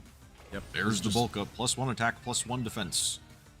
Is slower than the Scovillain, importantly. Well, after the Rock Tomb. After the Rock Tomb, yes. Almost certainly there. So Milotic gets away, gets Giga Drain, takes a little bit of damage, but I think the big thing is that now that it is burned, that that leftovers is only going to maintain its current health value. It's never going to go above this without Sinistcha's shenanigans coming in and out. So that's a little bit more of an awkward spot for Milotic, but I think Andrew's probably saying, well, if Milotic doesn't carry this game, Ceruledge is poised to be able to do that pretty effectively right now. So with another bulk up and the Culver Berry still intact, Kingambit is just a Bitter Blade away from getting KO'd later on in the game if it is waiting in the back. And with enough bulk ups, even Garchomp will lose. So yeah, with Bitter Blade healing Ceruledge up, that's what makes this Pokemon so very good. Bitter Blade allowing it to sustain itself, and Sinistcha aiding in that, switching in for the Milotic. We can see why Milotic did not decide to click Coil. It wanted to click Muddy Water and then get out of there. Rock Tomb still doing pretty solid damage into the Ceruledge, but thanks to Sinistcha switching in, which takes the Giga Drain very easily, Ceruledge takes that attack just fine, gets up a second bulk up, so now at -2 speed, but +2 attack and +2 defense. It clicked Curse twice. It essentially clicked Curse But it's twice. not a ghost type, so it didn't click Curse, but you know what I mean. But yeah, now I think Ceruledge is in the position to actually start doing damage, potentially Shadow Sneak, KO that Blaziken. I don't even know if you need to bother doing that. You Fire will- off a Bitter Blade. You get can also some just healing. Bitter Blade as well. If you did Bitter Blade, then the Kingambit will not appreciate that at all. Sinistcha, yeah, doesn't have a whole lot to do on this turn, so Protect seems pretty reasonable there. And we are seeing no Shadow Sneak, so Flamethrower thudding into that Protect. And here is another attack from Ceruledge. It will be the Bitter Blade into the Scovillain, which does a humongous amount of damage, healing Ceruledge up all the way to 100%. And now things are looking pretty awkward, where Kingambit, okay, I just said that Kingambit can also just start firing Kowtow Cleaves into Ceruledge, and Ceruledge only has one Culver Berry. It might only need the one Culver Berry. However, Kingambit is absolutely faster than Ceruledge in this spot, right? And even with +2 defense, it is still Black Glass's Kingambit, and Kowtow Cleave is going to do a lot of damage, and Sinistcha saying, I don't really want to take a Kowtow Cleave either, and Raichu maybe thinking, I might be able to get into this spot reasonably safely. I say reasonably, it still has to take a Flamethrower from Mega Scovillain, which does a lot of damage. Thankfully, that means no redirection. Yeah, thankfully the Kowtow Cleave's not on the field here, so that Ceruledge actually soaks up this Bitter Blade with the Culver Berry and the +2 defense from those bulk ups. So here's the Bitter Blade, yeah, no redirection, so Kingambit, that'll be the last Kowtow Cleave it goes for, as Ceruledge will heal all that damage off. Okay, that was the solution to Ceruledge. What happens now? Raichu's kind of the backup plan, saying, okay, well, if you redirect away, then I will simply KO the Scovillain, and then I can go for a Focus Blast into Kingambit later. but doesn't need to do that. Basque Legion shown out onto the field now, but +2 Shadow Sneak does quite a lot of damage, and we'll have to see just how bulky this Basque Legion actually is, to say nothing of the Raichu that is also here. There is still Rage Powder on the field, right? Yep. Rage Powder could redirect an attack from one of these, but probably not both. Scovillain's only at about 18% or so, and Basque Legion's saying, I don't actually want any part of what's happening on the field right now. Scovillain going to match suit, maybe just double protecting in front of the fake out, which is reasonable. Here, Shadow Sneak going to go into the Scovillain slot, which I like that. Yeah. Shadow Sneak's Zap Cannon makes a lot of sense. You Shadow Sneak KO the Scovillain, so redirection is irrelevant, and then Zap Cannon picks up the KO on the Basque Legion. So can Sahen do anything to stop the same thing from happening again? Yeah, I think Aqua Jet is probably enough at this range to pick up the KO onto Raichu. It's a pretty frail Pokemon generally, and so even without a Mystic Water, it's probably enough. And so I think Sahen might as well click Rage Powder. There's no use. Like, Scovillain's probably not going to survive enough to do anything else. Aqua Jet does go into the Raichu. Ooh, but this thing is just bulky enough. Does survive that Aqua Jet. No Mystic Water, so it does not actually KO. And there's the Shadow Sneak. Scovillain down, and here is the Zap Cannon. This one is guaranteed to connect thanks to no guard, so Basque Legion getting absolutely decimated by that Zap Cannon. And so, Blaziken comes back out at 33%, and yeah, Sahen knows there's no... Blaziken is not, in fact, there's coming no back hope. out. Yeah, so Blaziken's not coming back. There's no hope of that one. So, Andrew showing off how powerful this team can be with a quick, I think, 2-0 victory against Sahen. Very easily... Felt pretty comprehensive for the most part. I think maybe a little bit of misplay in the end of that end game, switching out the melodic, but not a disastrous one. Was able to recover, and I think game 2 was just Very clean. very clean. It's been a very long day, I'm sure. I'm sure he had his reasons, and because it's been such a long day, we will not dally on this particular set for too long. That was a very good set. I believe that was Losers Finals. That was Losers Finals, yes. So we're now going to be jumping into the Grand Finals in just a quick moment.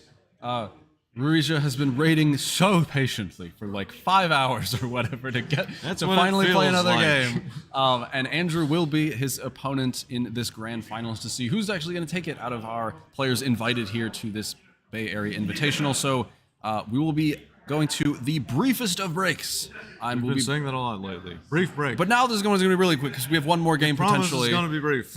And then we will be off with the Grand Finals in just a moment, so don't go anywhere.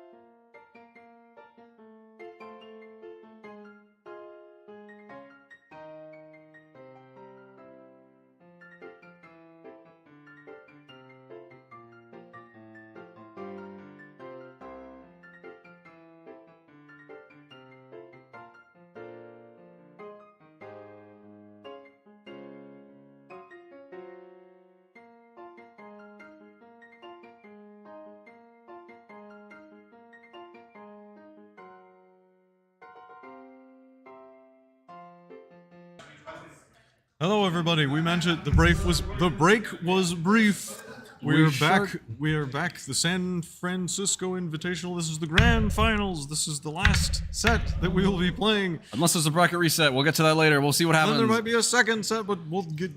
Anyway, we're moving into team preview. Let's take a look at these two players. We just saw Andrew's team, but Ruija we have not seen in a fair bit, and he's actually changed teams. That's one of the things we allowed for this tournament. You can change teams between the Swiss portion and Top Cut. So now he was running a rain team with Swampert before. Now Mega Raichu X. Remember that? That was cool. Yes, but now set a team with Mega Pyroar instead, alongside Mega Scrafty. And Mega Scrafty, 2 Megas, Mamoswine, Life Orb, Venusaur, and of course Torkoal Farigiraf for that trusty Trick Room mode. So if I'm Ceruledge, I'm kind of loving this spot. Scrafty, Venusaur, Mamoswine, a little bit of threat, but we'll see how Andrew decides to navigate this. But I have to imagine Ceruledge is part of that equation. Yeah, Venusaur and Mamoswine going to be led for Ruija, and Andrew being a little bit more defensive in his leading with the Incineroar, which gets the Intimidate onto the target that doesn't matter thanks to Oblivious, and the Sinistcha, which Sinistcha doesn't really want to be here, doesn't really have anything to do particularly. Yeah, I mean, you can redirect away a high horsepower from this Mamoswine. This Mamoswine has no spread move other than Rock Slide. It only has Ice Shard as its ice-type attack, and has a Focus Sash, as many do, to keep itself safe from its numerous weaknesses. Venusaur, though, has Life Orb, and doesn't really need the Chlorophyll boost right now, probably still faster than both of Andrew's Pokemon. This one does not have Sleep Powder, though. It has Energy Ball, Sludge Bomb, and Earth Power, so it's an honest Venusaur. We love to see those, despite its face looking very malicious indeed. But Mamoswine not wanting to get its Focus Sash broken by a simple Fake Out will be double protecting, and Venusaur will fully follow suit. Yep, pretty safe double protect here, scout out what Andrew wants to do. Fake Out actually going into the Venusaur, maybe thinking, okay, well, the Fake Out is really obvious into the Mamoswine to break the Focus Sash, so maybe you'll protect that one and allow Venusaur to attack, in which case I will Fake Out the Venusaur. And Ruija saying, I'll just protect both of them, I'm not that threatened by anything you can do. We did see Machagacha coming out from the Sinistcha, thudding into the double protect there, which that is important. Machagacha would do pretty sizable damage to Mamoswine on the other side, so strike what I said before. And given that Mamoswine's only ice attacking move is Ice Shard, Sinistcha actually in a pretty reasonable spot here, and Mamoswine not going to stick around, pressured out by the Sinistcha's Machagacha. Ooh, but Scrafty is able to hit the field. We haven't seen this guy for quite a while here. Venusaur's Earth Power with that Life Orb behind it does a meaningful chunk to that Incineroar. Nearly 70%. Yeah, Citrus Berry will heal it up, but probably not enough where it will be able to stomach another one. Yeah, that Life Orb puts in quite a bit of damage here, as the Flare Blitz following up, though, will be doing just as much damage back, but Venusaur actually tanks that thanks to Scrafty's Intimidate. Just barely, but it gets burned. Okay, but there's the burn, so looks like Venusaur, it sort of gets the last, I mean, okay. Machagacha, well, okay. No, never mind. What a Pokemon turn. Machagacha hits the Venusaur, gonna take that out. The burn did not matter at all. Sinistcha not going to heal at all because it hasn't been touched. Missing Scrafty is good, because Scrafty is... Well, good for Ruija. Good for Ruija, excuse me, yeah. Andrew would have loved to get a burn on Scrafty right out the gate. But. Yeah, but Scrafty does not get burned. He has to come in here. Scrafty hunched over in a battle pose. I've not seen it in game. Oh, it is so ready to brawl. It is so ready to throw down. It's been since like Gen 7 since it's been allowed in the game. Since I've seen it. Or it's looking for change on the ground. We'll find out later. Mamoswine is also coming back to replace the fallen Venusaur. And this is already like a weird approach to take with this team. No immediate Pyroar, or no immediate Torkoal setting up the sun. Only one of those is potentially in the back, given the Scrafty and Mamoswine and Venusaur we've seen so far. Scrafty is a pretty potent offensive threat, right? Can certainly Mega Evolve in this spot and start doing massive damage with knockoff and close combat. Should point out that it has Ice Punch as well, so can actually meaningfully well, it could threaten the Sinistcha either way, right? Yeah, but it can hit grass types. Like Ice Punch is a really meaningful coverage move to have, and explains a little bit why Mamoswine's only ice move is that Ice Shard. Yeah, I like the Ice Punch here. It really helps with kind of a big problem with a lot of these Sun teams is Garchomp, and so Ice Punch and Scrafty, to find the double Intimidate, certainly able to swing that matchup a lot more in Ruija's favor. Speaking of Intimidate. The second Intimidate falls as Scrafty dons its Mega Evolution. Sinistcha protecting itself from a deluge of potential ice moves. Mamoswine instead deciding just going for a Rock Slide instead. does nice damage to Incineroar, but not quite enough. That Citrus Berry was healed it up quite a bit, enough to take this attack. The Protect keeps Sinistcha safe from Scrafty's knockoff, and this is just a Parting Shot. Mamoswine is immune to Intimidate, not all attack drops, and so Parting Shot activates just as well as before and switches Incineroar out. So we finally get to see what is Andrew's final, what Pokemon has he brought in the back. This weird Sinistcha Incineroar lead, not something you see too often, but so far has done pretty well for him. Yeah, put in a whole lot of work. Ooh, and here's Mawile. We haven't seen Mawile on Andrew's team come out yet, and looks poised to be in a really strong spot. Yeah, no, this seems like a very good position for Mega Mawile, and you might think, oh, there's Mamoswine, it threatens it with high horsepower. Sinistra's right there to redirect any of those attacks away. Mamoswine does still have its Focus Sash intact, so would be able to shrug off any attack from this Mawile, but Mawile is actually not even running a Steel move. It is running Play Rough, Sucker Punch, and Swords Dance. Does not have any Steel option here, and Scrafty absolutely threatened by the Play Rough on the other side. The fact that Incineroar survived that turn is a big deal because it means it can switch in later, provide Fake Out later, provide Intimidate later, and that's really important. Yeah, that's Incineroar at 1% is infinitely more than 0%. Scrafty, recognizing that a Play Rough might be heading in that direction, is going to skedaddle out and have Farigiraf replace it on this turn. Mawile will be going for the Mega Evolution. This one does not have Intimidate, as Incineroar is already on the team, has Hyper Cutter instead, so no reason to keep that one around.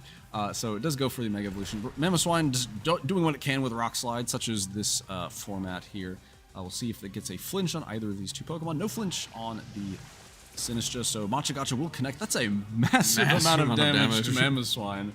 Gets a burn onto Farigiraf, not the target you would have loved to burn, but you won't complain if you're Andrew about incidental chip damage on it to this Farigiraf turn after turn. The Play Rough, though, following it up is going to do a lot, and that burn is now suddenly a lot more impactful. Farigiraf, well, okay, there was going to be more impactful, but Citrus Berry is going to heal it up. It still might matter, right? Still nice, yeah. Another Machagacha could maybe clear the board, and that's kind of crazy. Yeah, really, Sinistcha seems like it was in an awkward... Seems like an awkward Pokemon to bring into a Sun matchup, but has gotten so much value. Well, the Sun isn't here, right? That's part Yeah, of the, I haven't that's seen part the of the, Sun. it's part of the reason. I've been here all day. Where's the Sun? It's part of the reason why Sinistra's been so good into Sun, because it isn't Sun, right? There's no Sun. Pyroar's not here. Torkoal is not here. The Fire types were not brought to this game, and Sinistra's capitalizing on that, sitting at 100%. Yeah, which is not you're against Mamoswine, Scrafty, Torkoal, Mega Pyroar, Venus. What?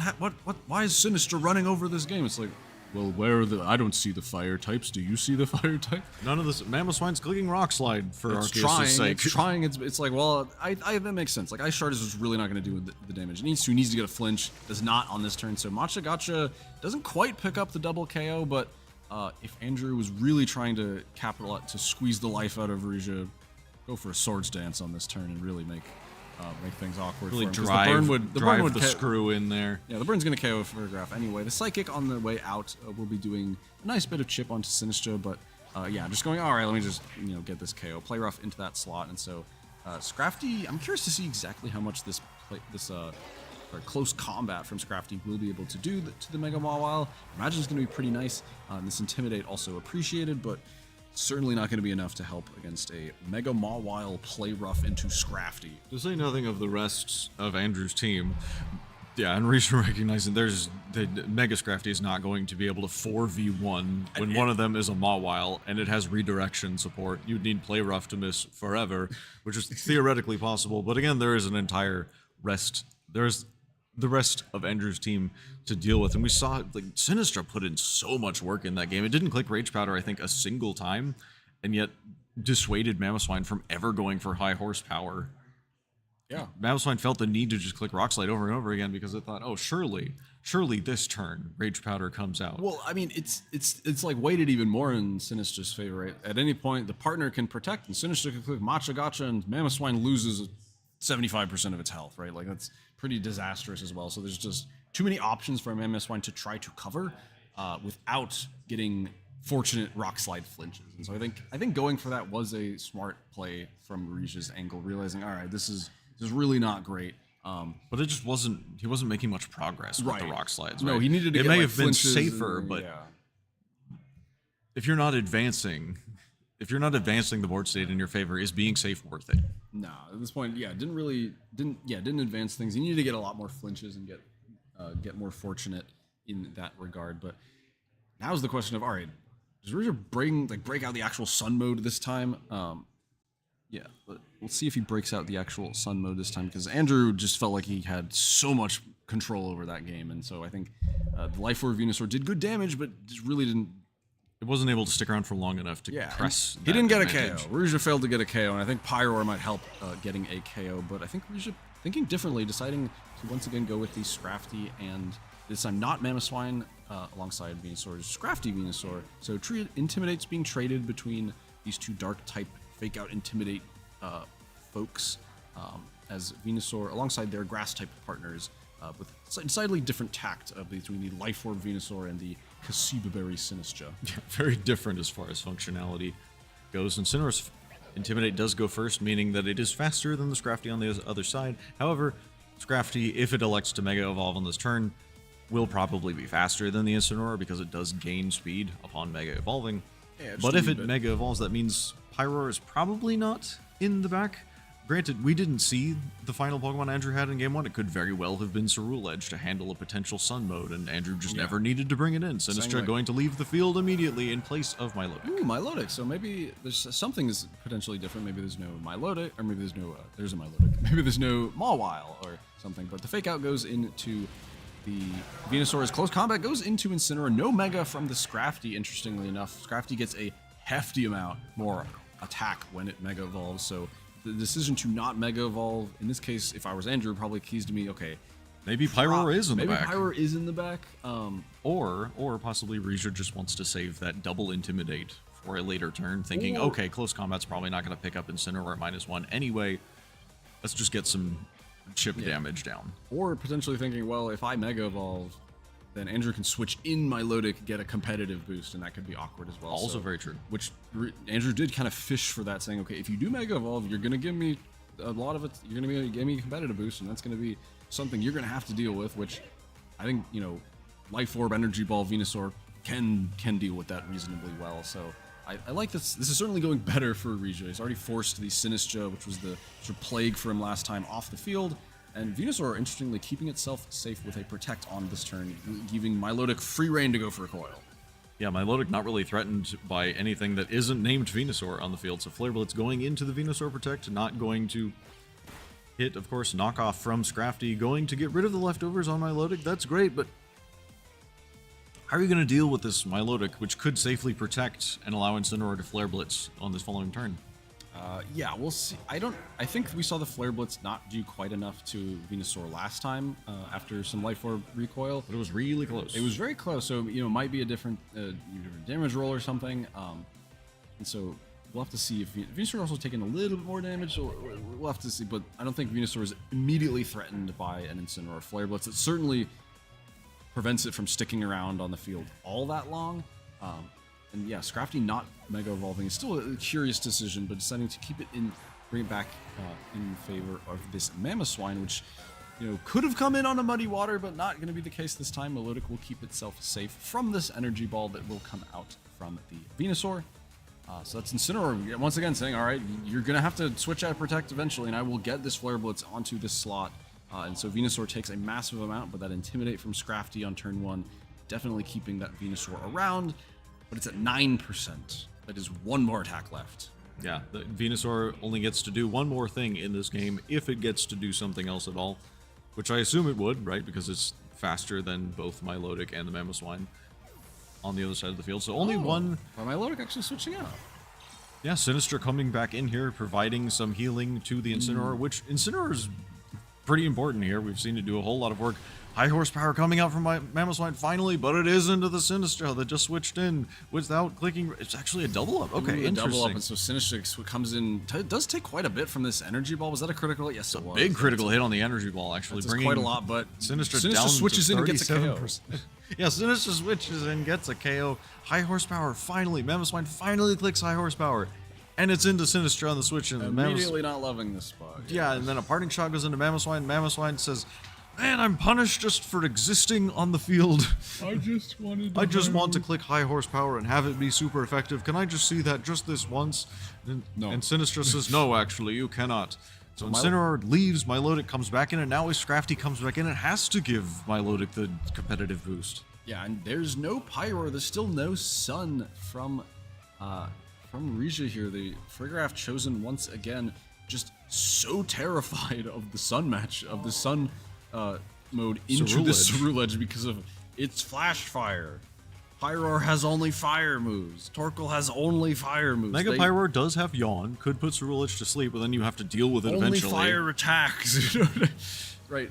You got a lot of onus on the other pieces, right? Scrafty, Venusaur, Mamoswine to deal that damage.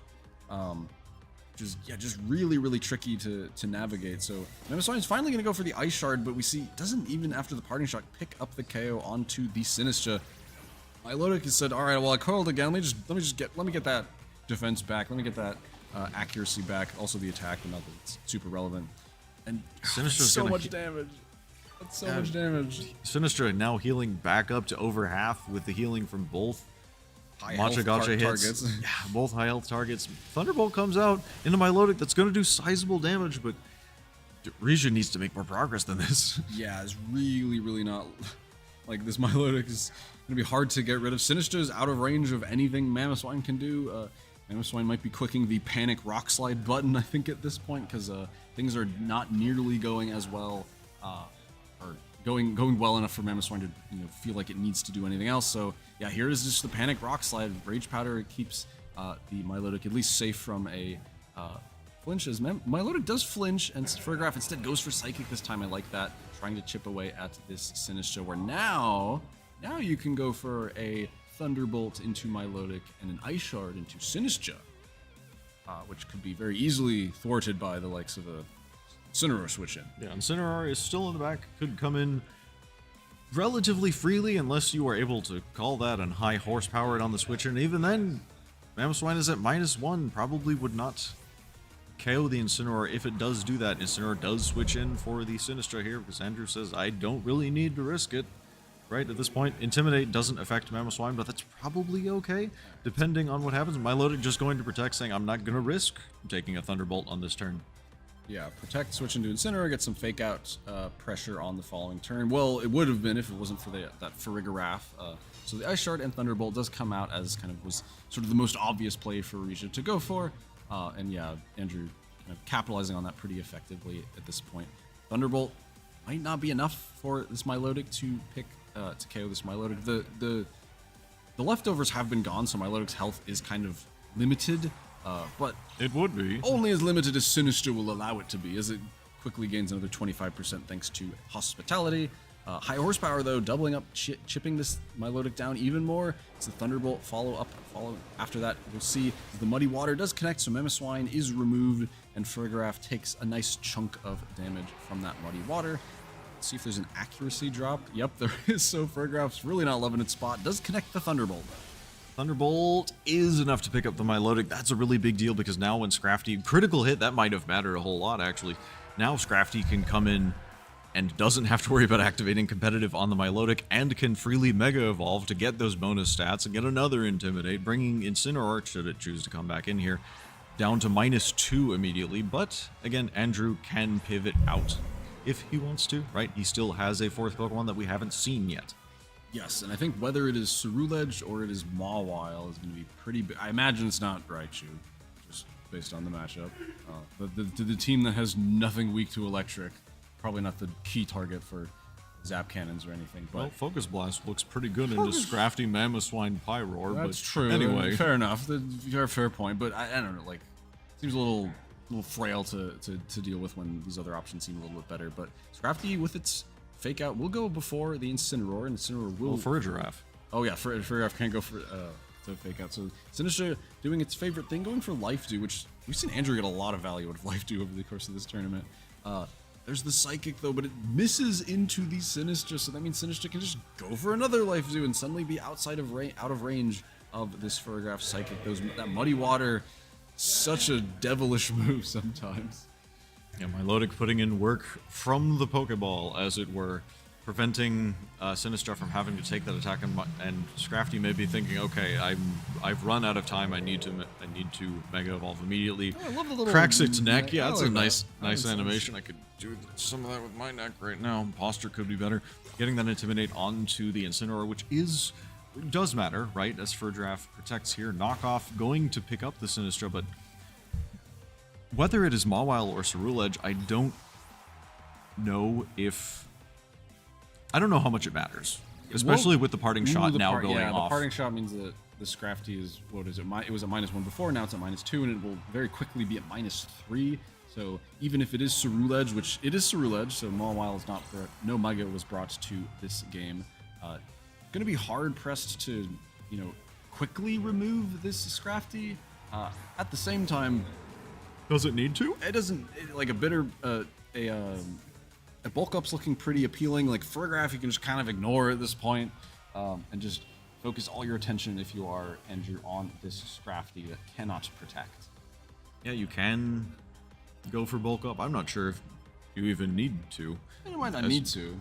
Always appreciated, but no, just immediately going for the firing off an attack, actually into the Furdraft, saying, oh, let's just get rid of that slot. Simplify the game. It just protected. Let's not think about that. Activating the Citrus Berry on it. Close combat at -3 coming off into the Incineroar. Still putting it under half. That's still pretty good damage. It is still same type attack boosted close combat. Mega Scrafty is quite strong. The Throat Chop follow-up, though, into Furgraph is enough to pick up that KO. So Andrew just saying, let me just pick up a thing I know I can actually get a KO. Scrafty probably not within range of a KO from what the tools Andrew has so far.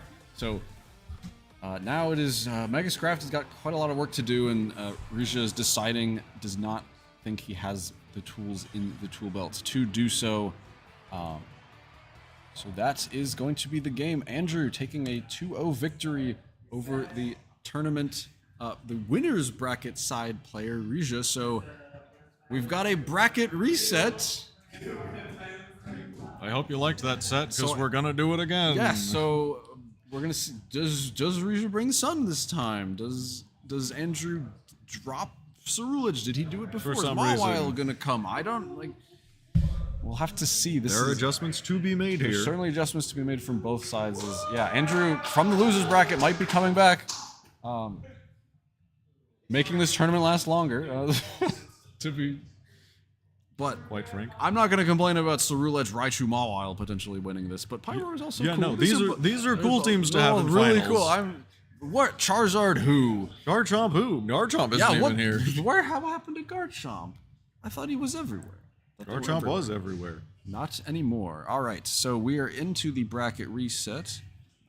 So we're back to game 1, but for all intents and purposes. I mean, but the knowledge, the scorekeeping side, but like the this knowledge kind of we've feels gained, like a game 3 where can Andrew do the hat trick of winning 4 games in a row against Risha to close this out as quickly as possible? We'll have to see. I think he does have sizable matchup lead. The Ceruledge, Milotic, Sinistra just is so disruptive. But we're not seeing Sinistra quite yet. Just going to be the Milotic and Incineroar lead to start for Andrew. I think I like this lead from Risha. Does pressure a whole lot of damage into things, saying, okay, if things slow down, I think it is not to my favor. Milotic gets to boost up. Ceruledge can possibly boost up. Heck, Mawile, if it's in the back, can boost up. Sinistra can pivot in and out. I think I need to exert pressure and do damage right now. So I think the lead of Mamoswine Venusaur makes a lot of sense. You're pressuring damage into everything on the field. Yes, I like that. Also, I like Andrew's lead as well, saying, well, if you do try to lead and just lean into Scrafty a little bit earlier, I'm just going to punish you extremely hard for that, where Scrafty not only doesn't want to show up, it also doesn't want to Mega Evolve, because that's just giving more competitive boosts to Milotic. So, Scrafty really not loving the Milotic matchup that much. But yeah, Venusaur actually will be switching out in this case, not wanting to get KO'd and bring in Furgraph to keep this Focus Sash safe on this Mamoswine in case of a Incineroar fake out. Sinistra will be immediately switching in to take Milotic's place in the fake out, will thud into Armor Tail. High Horsepower finally, after an entire set's worth of games, High Horsepower finally connecting onto Incineroar, bringing it down to under half, and Citrus Berry bringing it up to nearly half, so another one will KO Incineroar. The question is, Will that ever happen? Yeah, we'll have to see. Rage Powder is now on the table for this Sinistra. So I really like the play from Rija, really saying, all right, I need to maybe make a little bit more aggressive of plays to. If I play the slow game, that is only in Andrew's favor, right? As you're saying, he needs to pull up the ante a little bit. So just attack, do damage, chip things down. I have a plan. Attack. Yeah, deal the damage where you can, right? So getting a bunch of damage into Incineroar right out the gate is super helpful. Sinistra's already on the field, so it can't switch out and back in on the same turn to get Hospitality. Really, really nice here. Mamoswine now deciding, okay, I need to step on the brake just a little bit in the case of this parting shot, which does indeed exactly go into that slot, and see what Frigraph can do in the meantime. Yeah, Machagacha going to, again, thud into the Protect on that side. Is going to damage the Frigraph a bit, but Frigraph will take that much better than Mamoswine would have, so that's all right. In the meantime, Psychic damage into Sinistra is meaningful. It's a solid chunk of damage, but we're not to the point where an Ice Shard would threaten Sinistra with a KO.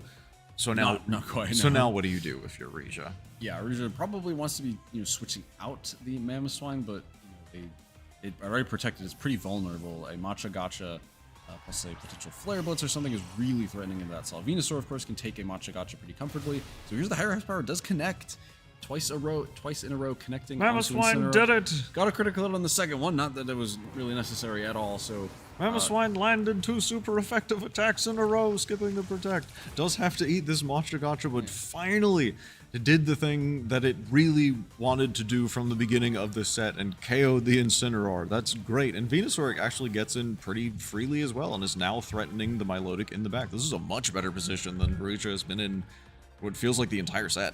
Yeah, absolutely. He's got the Pokemon advantage. I don't know if that's ever been the case so far. And this Mamoswine has maintained its attack stat, which is normally pretty easy, but there's no parting shot that has been landed into it so far. So Mamoswine is firing on all cylinders here, doing a lot of damage, and that was the best thing that could take hits from this Mamoswine down. Milotic now in this position that is maybe not great, but this is Life Orb Venusaur. We haven't actually seen exactly how much damage this thing can do into Milotic. Probably a lot is my expectation. Yeah, Milotic decidedly less safe than it has been for, again, the entirety of the set. It feels like now at risk of potentially just getting KO'd in a single hit from this Venusaur. Venusaur with a Life Orb, with that same type attack bonus, boosted Energy Ball is going to be doing a lot of damage, and Sinistra cannot prevent that from happening due to Venusaur also being a Grass type. Mamoswine not exerting as much pressure here, but does elect to stay in here. Yep, Mamoswine will not go for Protect on this turn, just fishing for more Rock Slides. Maybe Rija's saying, Mamoswine's kind of done what I needed it to do. I'm just going to be annoying with it until see if I can force you to get rid of turns. it. Sinistra actually force Andrew to get rid of it. Ooh, Sinistra protects itself from the Sludge Bomb from that Venusaur, so Milotic gets away with it here, just gets a raw Muddy Water, connects on both, and KOs that Mamoswine. So if the Ceruledge is in the back, it is breathing a lot easier, and that's an accuracy drop onto Venusaur.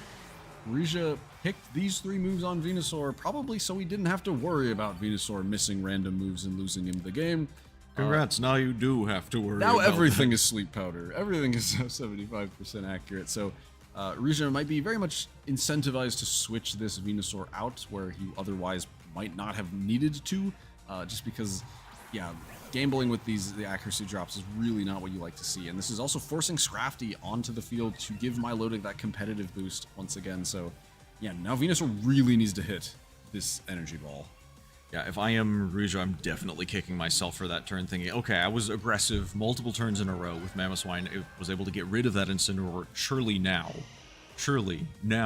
you protect Milotic. You are more careful with Milotic. And Andrew says, no, I don't think you're going to do it a third turn in a row. I mean, it could also probably take at least one energy ball. Very possibly. It wouldn't like it, but it can probably survive one. Milotic is extremely, especially bulky. And Venusaur, even with the Life Orb, not the strongest Pokemon. So I think Andrew's saying, okay, even if I get this wrong and you do go after my Milotic, you'd have to double up into it. And, I don't think you're that willing to do that. As Milotic now gets the opportunity to protect, and the Sludge Bomb will miss into the Sinistra, which means Sinistra gets to fire off a Matcha Gacha into either slot. If this burns this Scrafty, that would be just insult to injury for Rija. Thankfully, it does not, so this knockoff goes land with full power into the Sinistra, removing that Kasib Berry held item. Not that it's super relevant now, just gets to remove an item, which is helpful.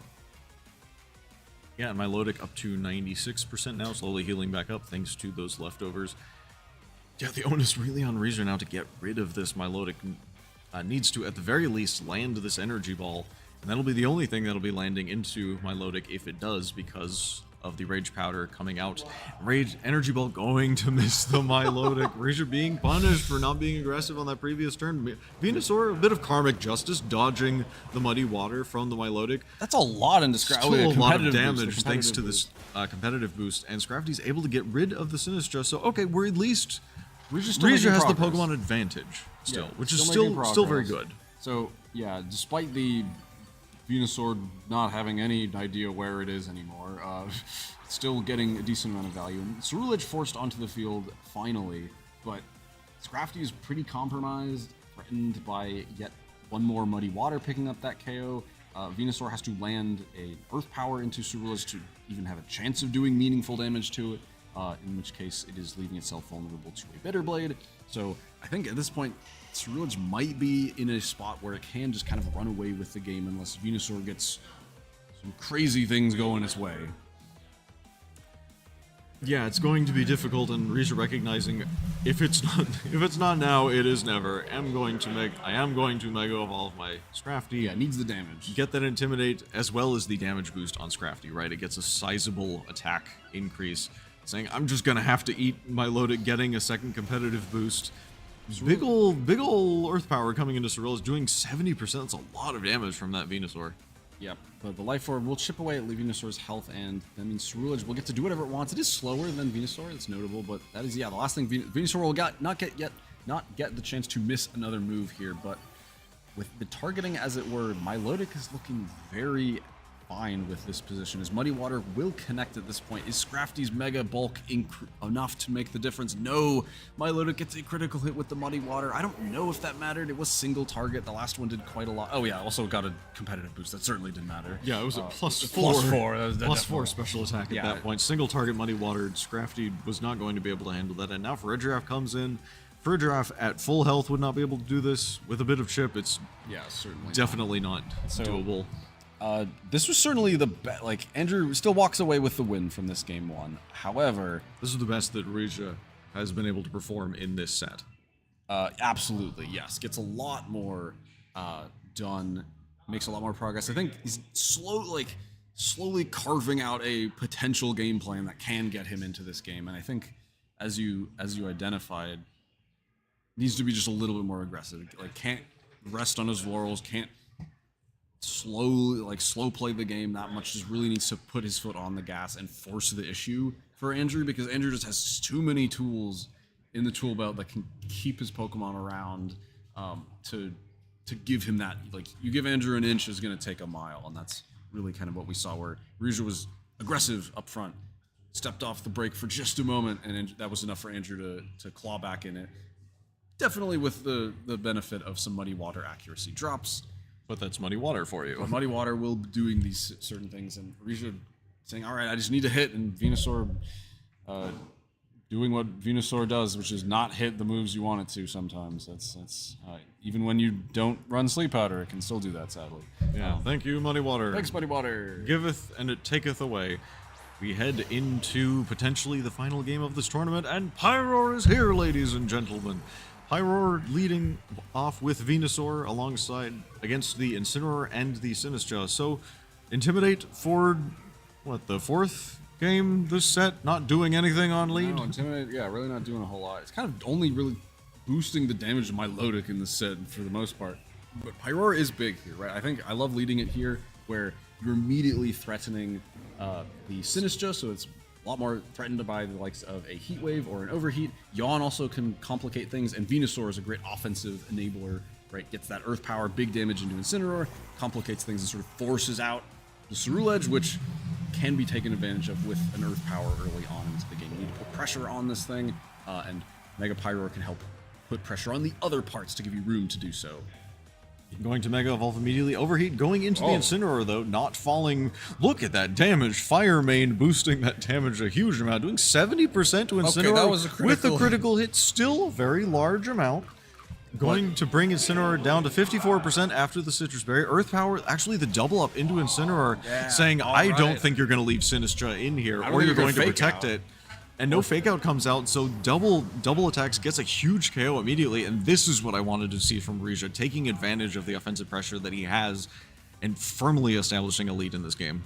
Yeah, great, immediate, like, it's like the best turn one you could have asked for, right? Gets Mawile is here as another adjustment. Ooh, Mawile, so there's no Milotic this time. I do kind of like that. Milotic kind of was strong in dissuading Intimidate, but especially now that Rija has shown that he's not got at least Mega Scrafty in the back, dissuading Intimidate is not as important, right? But at this point, the big raid boss is still Cerulege, right? How do you get rid of Cerulege? I mean, Pyroar was never going to be the answer to that. It has no way fire to do attacks. so. It does have Yawn, though, which can force Cerulege to switch out and then allows Rija to start targeting the other slots, the other Pokemon on Andrew's side. And eventually, Cerulege will not have no partners to switch out to, and Venusaur can start, doing the damage. But I think at this point, Venusaur needs to get out of here. It's too important for that Earth Power into Cerulege for later on in the game. And Scrafty is actually here.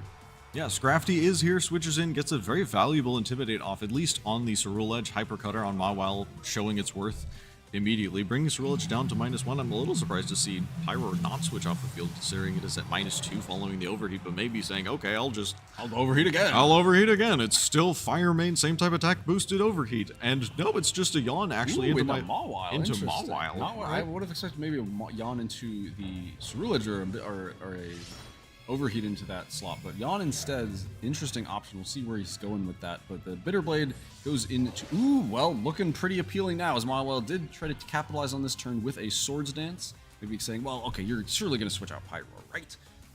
So catches the Swords Dance with that Yawn. Great way to really dissuade this Mawile. Really wants to switch out now, because it's still going to be taking a lot of damage from these overheats. Yeah, even at -2, it's going to do definitely over 50% of the Mawile, right? I believe in Pyroar. It might still. I think it might KO, honestly. Like, this thing is very strong. It's very, very hard. But Scrafty also comes in pretty freely on that Bitter Blade. Doesn't take all that much at all. Now threatening a knockoff to deal some nice damage to that. Pyroar will be protecting, and there's no Mawile switch, so Mawile is not going anywhere. Bitter Blade going into the Pyroar, saying, okay, I think you're going to switch up Pyroar now. And no, not quite happening. Knockoff going to get rid of the Colbur Berry. It's still doing a sizable chunk to that Cerulege. That was a good amount of damage. Good job, Scrafty. Still same type attack boosted. Knockoff, but Scrafty is not going to survive the +2 play rough from Mega Mawile, which should surprise no one because it did connect.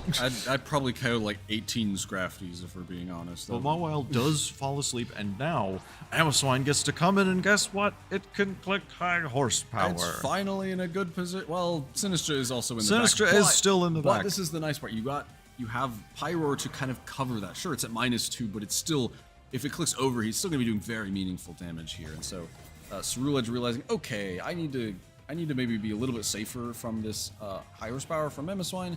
Here's the overheat at +2. How much does this actually do to Mawile? I think it has a chance. Yep.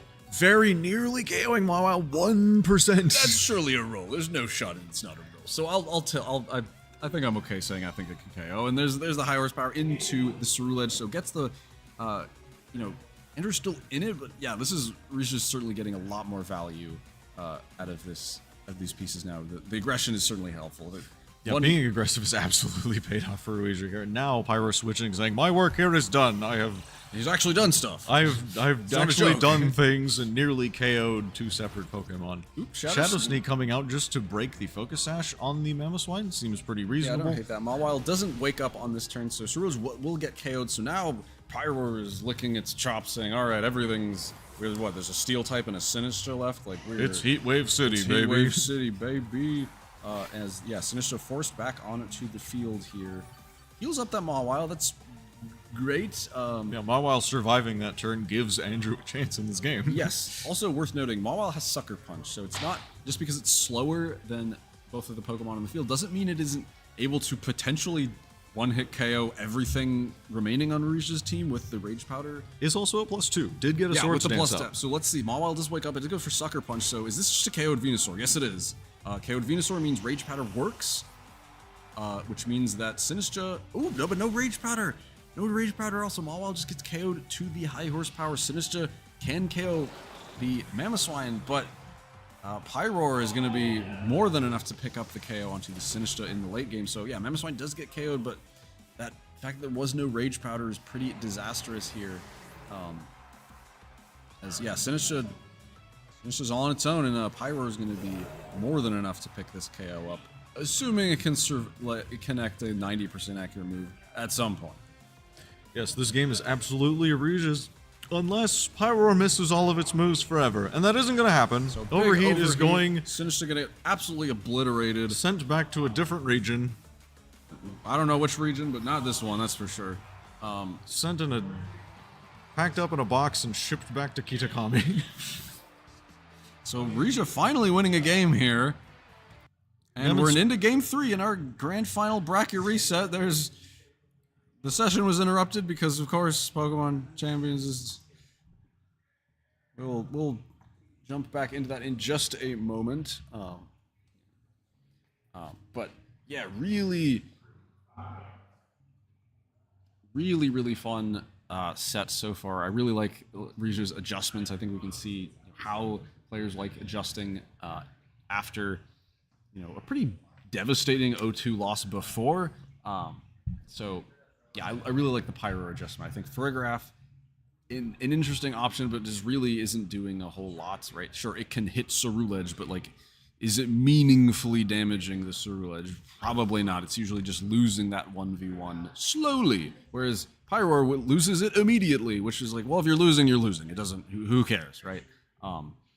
The pace at which you lose is not as important as the fact that you lose the game, right? And the positive matchups Pyroar has into the other Pokemon, notably that massive overheat into Incineroar, nearly getting 2 one-hit KOs onto Mawile and the Sinistcha, is pretty impactful here. So yeah, I really love the Pyroar adjustment. Just trading one normal type for another one, you think, oh, it shouldn't be that big of a difference, but that difference in the amount of damage that these Pokemon can do is absolutely huge. And overheat, yeah, Fireman, no joke. This overheat is hitting hard. All right, good. We are back in the game just in time. Game. We're able to get to the tail end team preview, so we will be able to see this game in its entirety, assuming the connection holds. Really hope so, but yeah, Pyro putting in a huge amount of work in that game. That critical hit overheat onto Incineroar very early on, doing 70%. That's crazy. Yeah, the critical hit might not have been necessary. Might have just done enough to put it into range where High Horsepower just picks it up later. But we aren't seeing a Pyroar yet, so it might be lurking in the back, and we're seeing the Cerulege out front. Yeah, for the first time, Andrew feels like he needs to bring Cerulege immediately. So shows up and Incineroar once again intimidating, nothing really important. But Cerulege is against the two things that both wants to attack and doesn't want to get hit by. There are ground type attacks from Rouge's side. There's also Rock Slide. There's also very juicy Bitter Blade targets. Yeah, Bitter Blade would go a long way if it's hit into either of these Pokemon, but if they swing out into Cerulege, they will also hit it with a massive amount of damage. Venusaur not willing to risk that or play that game. Scrafty going to switch in instead, saying, hey, my Milotic isn't here. I'm going to take this opportunity to get a really meaningful Intimidate onto these two, and a Protect from Cerulege means that Mamoswine did not protect on this turn, saying, I don't think you're going to fake out Mamoswine. You keep respecting my ability to protect on fake out. I'm just going to click Rock Slide, gets a sizable chunk of damage on Incineroar as a reward for it, and Incineroar does not flinch. Party shot! Scrafty getting yelled at as before Incineroar skedaddles on into the back to see what other Get out of here, you hoodlum! Incineroar says as it scrambles off the field. Milotic now on the field. Okay, so Milotic is brought as it was not in game 2, so kind of Milotic getting in at kind of the wrong time at this point, but now we're going to see, did Rouge actually bring Pyroar or not? Like, does Scrafty want to Mega Evolve, or does it have no reason to do so, especially now that it could just activate competitive for very little gain? And Cerulege is also kind of in an awkward spot, right? Does it really want to be here anymore? Probably not. Incineroar could very easily just come back in, but Also not great switch-ins to knock off plus high horsepower. Something's going to have to take that, and something's going to take a lot of damage from that. Yes, Scrafty also has fake out pressure on this particular team. Oh yeah, it also can do that. Could choose to click fake out if it wants to. It does not. It is leaving the field entirely. Oh, Venusaur actually switching back in here. We'll have to see if that bites Rija here, because no switch comes out. Mamoswine going to protect itself. Bitterblade was going into the Mamoswine slot, so that's a pretty good protect on that side, but Milotic taking this opportunity to get a coil up. And that boosted accuracy means that Muddy Water is now perfectly accurate. Yeah, Muddy Water perfectly accurate, so Mamoswine could potentially get KO'd here to a Shadow Sneak plus a Muddy Water. We'll have to see what these players try to prioritize here as... But Venusaur is also here. Venusaur is also here. Nothing is really taking any damage yet, but this is still like a tense... Positional game. Tense positional game, right? Cerula just also not loving this spot. Milotic did... I like the play from Andrew, getting... allowing Milotic saying, well, it's in a good spot here. It's in a position to get up a coil. I should get the coil while I can, in order to start exerting a little bit more reliable pressure, right? Hypnosis, we haven't seen it for a bit, is still very threatening from this Milotic. It's perfectly accurate if it gets one more coil up, but no switches to high horsepower immediately into Ceruledge, and that is gone. So if Pyroar is in the back, it is loving that this Ceruledge is removed. Yeah, just a raw KO. Rija again being rewarded for that aggressive play. Earth Power doing a pretty sizable chunk into that Milotic. Okay. You say, okay, that was a critical hit. That makes a bit more sense. But Milotic is now free to act because it was not an energy ball that went into that Milotic. So Muddy Water gets to come out here perfectly accurate. Does a whole bunch to Mamoswine, bringing it under half. Accuracy drops would be really big. They've been happening a lot today. And we do get an accuracy drop. Do we get one on Venusaur as well? Nope, not quite. So Venusaur spared that fate. Yeah, but I like the double ground move target. I would imagine Rija went for both of those into Cerula's just to make sure that even if Incineroar switches in, it still gets pegged by a whole lot of damage.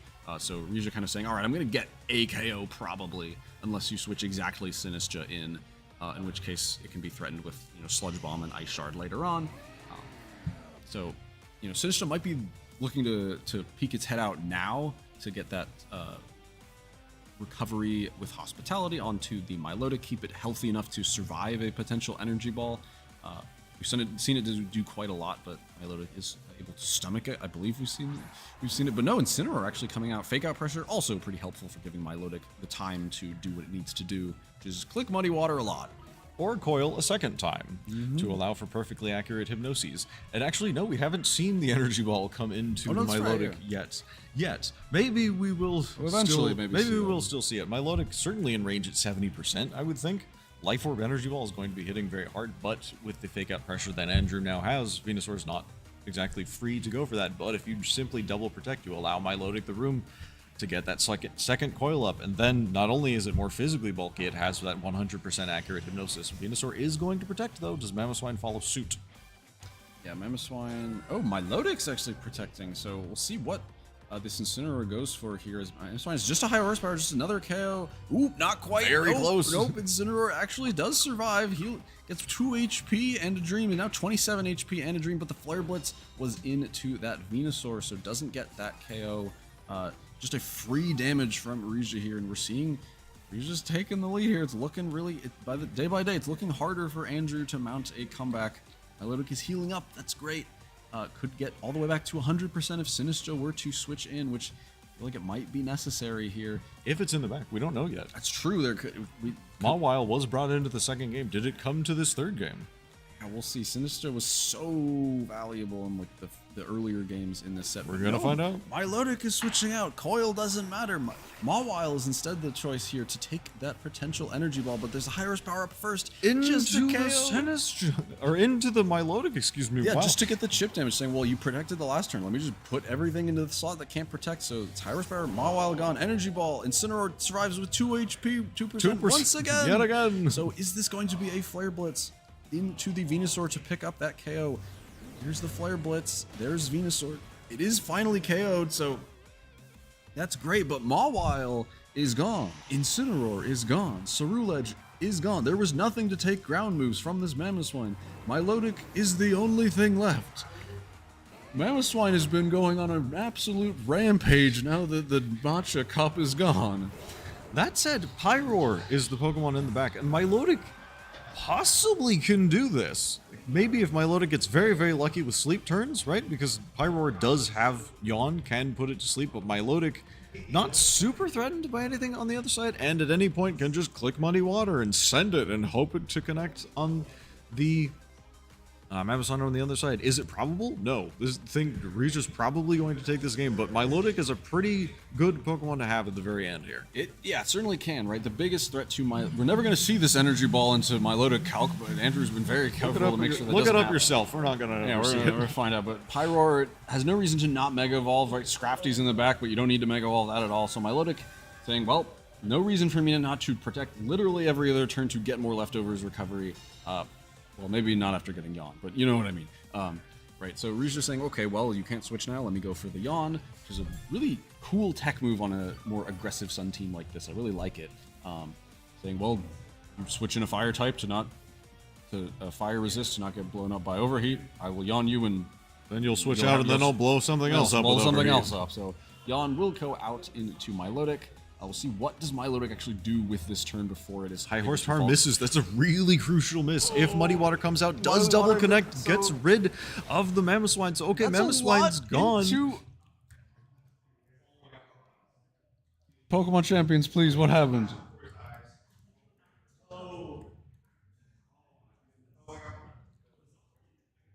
Okay, we don't know what's going on. Pokemon champion seems to have stopped. The game is just totally frozen. Hold on a second.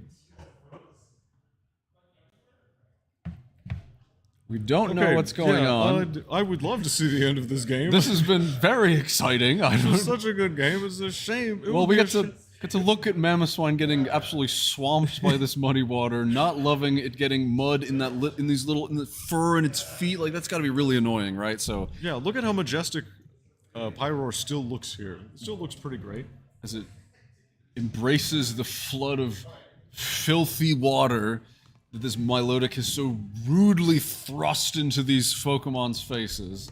Milotic is a cruel and elegant creature. I don't know what's going on. Yeah, I don't know. I've never seen this happen before. The Twitch just appears to be completely frozen. Can't even go into the home menu? No, I can't even go into the home menu. And I'm not sure what we do at this point. I've never seen this happen before. Yeah, we'll see. This is a really interesting. The game couldn't take the excitement of this, but yeah, our Switch is just completely crashed. I don't know what's going on here. But it sounds like there might have been an accuracy drop that have made things different. It looks like the game is still going for the players, which is good. Better than us. Okay, game is still going. Milotic is currently asleep. There's uproarious laughter. Something silly is happening. I don't know why what the heck happened, so it's not. What the heck happened? Milotic was in the yellow. It was asleep. Muddy Water connected on Pyroar. Who won? Right, hold on. Let's find out who won. We need to. I would love to have that exciting game on the stream, but what happened? Okay, so we're not exactly sure what happened, but Ruija did win the game and has won the second the first San Francisco Invitational. Let's go. Despite the Muddy Water, Milotic did what it could. It's fine. So Ruija taking down Andrew to win the entire tournament from the winner's bracket, dropped down to losers, came back in what must have been the most wild game. I don't know what the heck happened with the Switch that we couldn't see all of it, but you saw 5 other games from this set. It was very back and forth. Surely you heard all the people in the background popping off at what happened. But what a wild thing to have happen. Oh wait, put it back in. Yeah, let's see if we can relive this fun. Thanks, our.